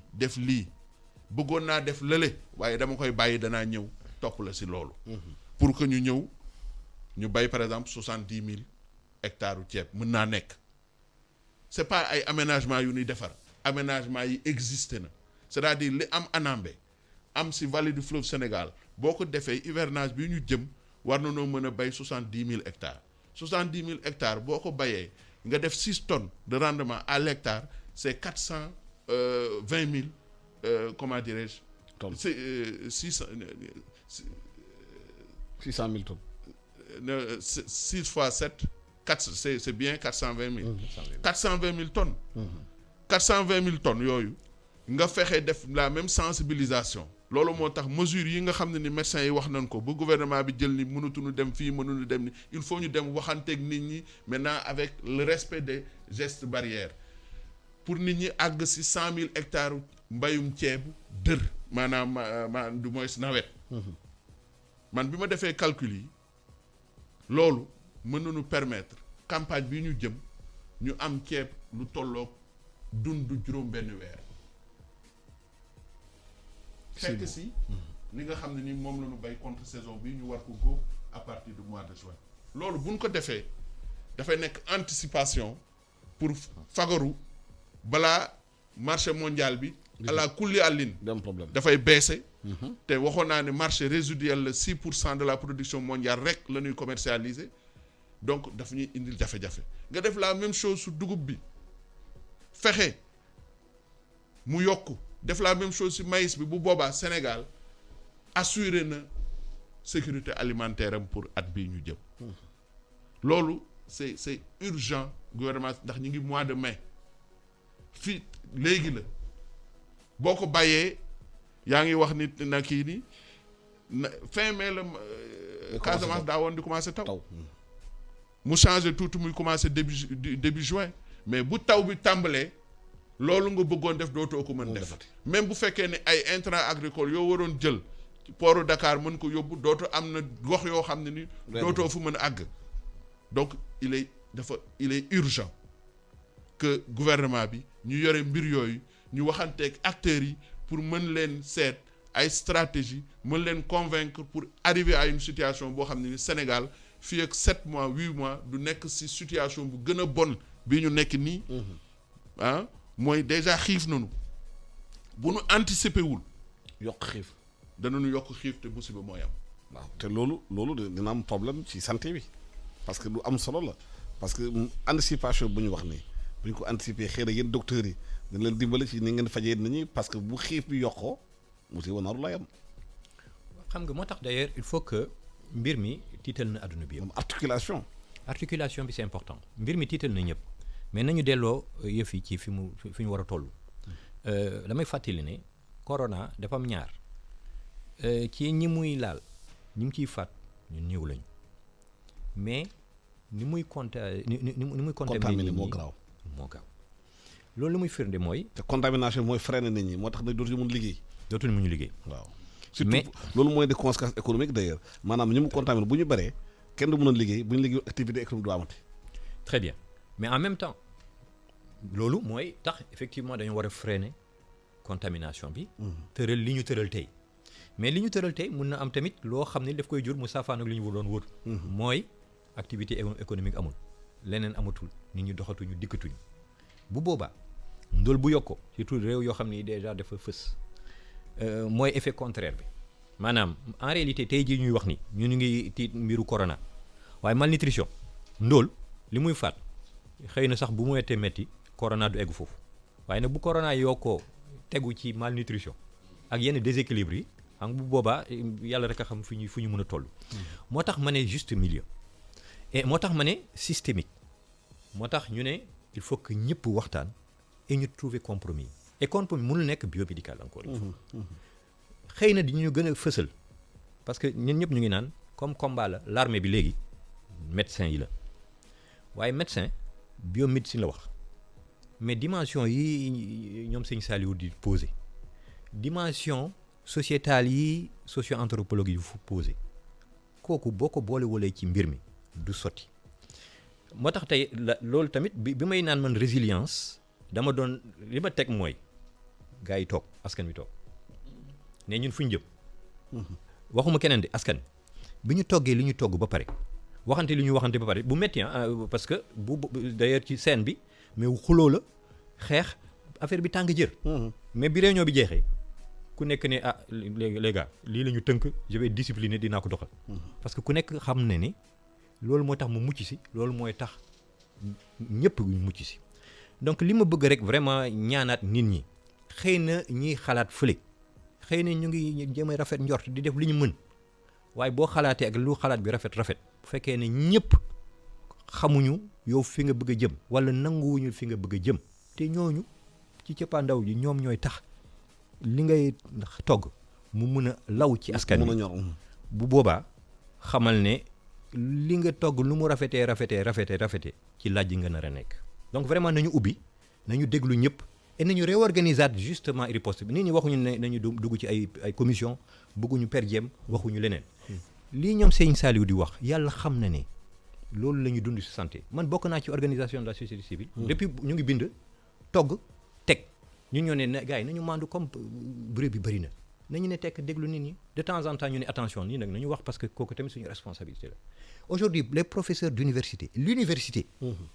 bu ma waxtaanee ak kàngam yi ma xam man fii ci suñu université bi ak fànn bu mu munti doon bu ma nee ne mais j'espère que yow yaa ngi ñuy dimbale pour xam nu ñu génnee ci mbir mi day ne man maa ngi confiné sama kër parce que ñeme moo wax parce que dafa mel ni am na ñoo xam ne ñoom ñoo war a wax te bu ma bindee sama contribution wala ma wax dafay mel ni man it dama ne dama ci bëgg a bokk et loolu dañoo war a trouver la pédagogie pour être le plus inclusif possible taataan xalaat yëpp tënk li ñu war a tënk parce que loolu mooy tax suba Abdoul Kane Alassane Sëñ Saliou nekk ay acteurs li ñu tënk mu nekk une vraie solidarité nationale mais bu ñu xalaat ne nee nañu guerre la am nañu général am commandement unique te man yow nga gëm ne ci ministère yi xëy na am na gars yoo xam ne ñoom ñu ngi toppatoo leneen suba bu xare bi naree tar nga jàpp ne man ay maag yow dañoo war a ànd pour xeex ban ennemi te ma jàpp ne yow li nga neewoon ci mbir bopp nga doon donc incompréhension yooyu buñ ko anticiper wulee tey et c'est ça aussi c'est les crises li muy jur suba rek mooy kii di xulu kii di dóor kii naan yaa ko defoon man fekkewu ma ko boole moo ci woon et c'est ça les facteurs d'échec d'une lutte contre une épidémie. c'est que importance waxtaan bi dafa waxtaan ak acteurs yi dafa am njariñ ba nga xam ne nii man fan yi ñaanoon naa autorisation exceptionnelle demu vallée du fleuve Sénégal parce que aussi am naa ay tool damay bay mais bi ma demee gis nga baykat yi liñ lay wax mooy pour wax situation dëkk bi ak réalité yi gouvernement yi lu tax mu war waxtaan ak nit ñi pour xam ndax xamul ñi ngi ci jamono contre saison moment bi nga xam ne ni feebar bi dugg février mars moom la ñuy début irrigation yi pour mbay mi couvre-feu dugg 20 heures da nga war ñibbi baykat yi dañu am jafe-jafe parce que xam nga booy irriguer dafa am jamono yoo xam ne ni moteur bi dafa war a nañ ko waxee dafa war a dem ba 11 heures su guddi wala minuit wala 1 heure du matin nga mën fay pour que nga am maanaam nga irriguer li nga waroon irriguer bu fekkee ni da ngay xëy suba donc 6 heures nga dem 7 heures tool nga taal ba 6 heures 7 heures nga fay pour mën daw pour ñibbi bala ñu lay jàpp. suba si nga defaat noonu da ngay reprendre toujours canal bi il faut nga irriguer waat ay heure pour mu am niveau bu nga xam ne ni dana mën a dugg si tool yi ñu bari doon dem seeti préfet ni ko mais préfet il faut nga dimbali ñu exceptionnellement si liggéey bi ñuy def tool yi ñun dañuy guddee tool est-ce que mënuloo ñu may ñu toog si tool yi ba minuit ñu doog a ñibbi parce que dañuy surveiller sunu irrigation ñàkk waxtaan moo tax ndax nit ñi bu boobaa li médecin yi wax geste barrière yeeg yooyu te dana waatal na li mën nañ ko danoon ko def ndax defuñu ko pour yéen mais sunu bopp lañ ko jëkk a defal xoolal am naa masque sama kër am na eau de Javel am naa saabu bala may génn maa ngi gel donc pour wane ni nit ki am na conscience ni lii feebar la boo xam ne nii bala muy rey kenn moom bu ko reyee moom day jëkk a ñàkk donc day respecter geste barrière yi beneen bi pour misaal siidee ngi ko doon junj ñi bay contre saison tey vallée du fleuve Sénégal effectivement ñi ngi àgg nañ si pratiquement 50 000 hectares mais 50 000 hectares yooyu li si ëpp góobaanu loxo la manuel mais ñu koy def ñi ak surga yu koy def yi nekkuñu vallée du fleuve Sénégal dañuy jógee ci. ñi ngi jógee Casamance ak yeneen dëkk yi pour nooraan ñi ngi yuuxu déjà ni bu fekkee ne permettre ñu ñooñu ñëw. kenn mën góob. kenn du mën góob te bu góobul teel taw bi xamuloo kañ la mu ñëw fekk ceeb ba ñor na. mu taw si kaw mu yàqu na. benn ñaareel ba boo teelulee góob campagne bi si topp bi ndax bu boobaa nga defal ko sa bopp. bu waroon jël une semaine dana jël ñetti semaine dana jël weer bu boobaa hivernage bi nga jëm bi tool bi doo ko mën a libérer pour mën ko bayaat. pour préparer ko. donc kon tey jii gouvernement bi dafa war a waxtaan ak nit ñi pour jël réalité yi nga xam ne ni ñu moo nekk pour ñu mën a xool comment la ñuy defee maanaam restriction mouvement yeeg liberté yi mais pour mu bañ a aussi indi situation bu nga xam ne ni ëllëg da ngay nekk situation bu gën a grave. waxtaan bi moom c'est fondamental. waaw heure bu ñu joxoon jeex na maa leen di gërëm di leen sant di sant professeur Aboul Kane cardiologue la dafa génne benn téere bu ñu tuddee les zones noires. livre bi da ciy génn ñëwaat ci li xamante ne moo doon épidémie Ebola te wax ci mbirum corona te corona du lu bees la waaye corona bii ñu am ni nag musiba naaru lay la moo tax ñu wax nit ñi barrières yi xamante ne wax nañ ko ñu gën ko respecté respect du médecin yi wax te di gërëm aussi Saliou Sarr expert agricole di xalaat ne xëy na nguur gi bu dégloo waxtaan bi daañu woo béykat yi waxtaan ak ñoom xam naka la ñu mën a def parce que corona day reye dëgg la waaye nit ñi xiif mënuñ ko muñ te xiif kenn mënu ko muñ. loolu yaakaar na lu jara waxtaan la parce que réew mi soxla na xamante ne ceeb bi ñu war a defar pour ñu xool balaa Thaïlande balaa kii Inde ak yeneen dëkk yi tëjee seen frontières yi fekk réew mi am nga xamante ne mën na ko téye di ko dundee ñu ngi maa ngi gërëm sama techniciens yi nekkoon ci antenne bi ak man ci partie technique bi di nuyu di leen ñaanal ajuma jàmm ak salaam.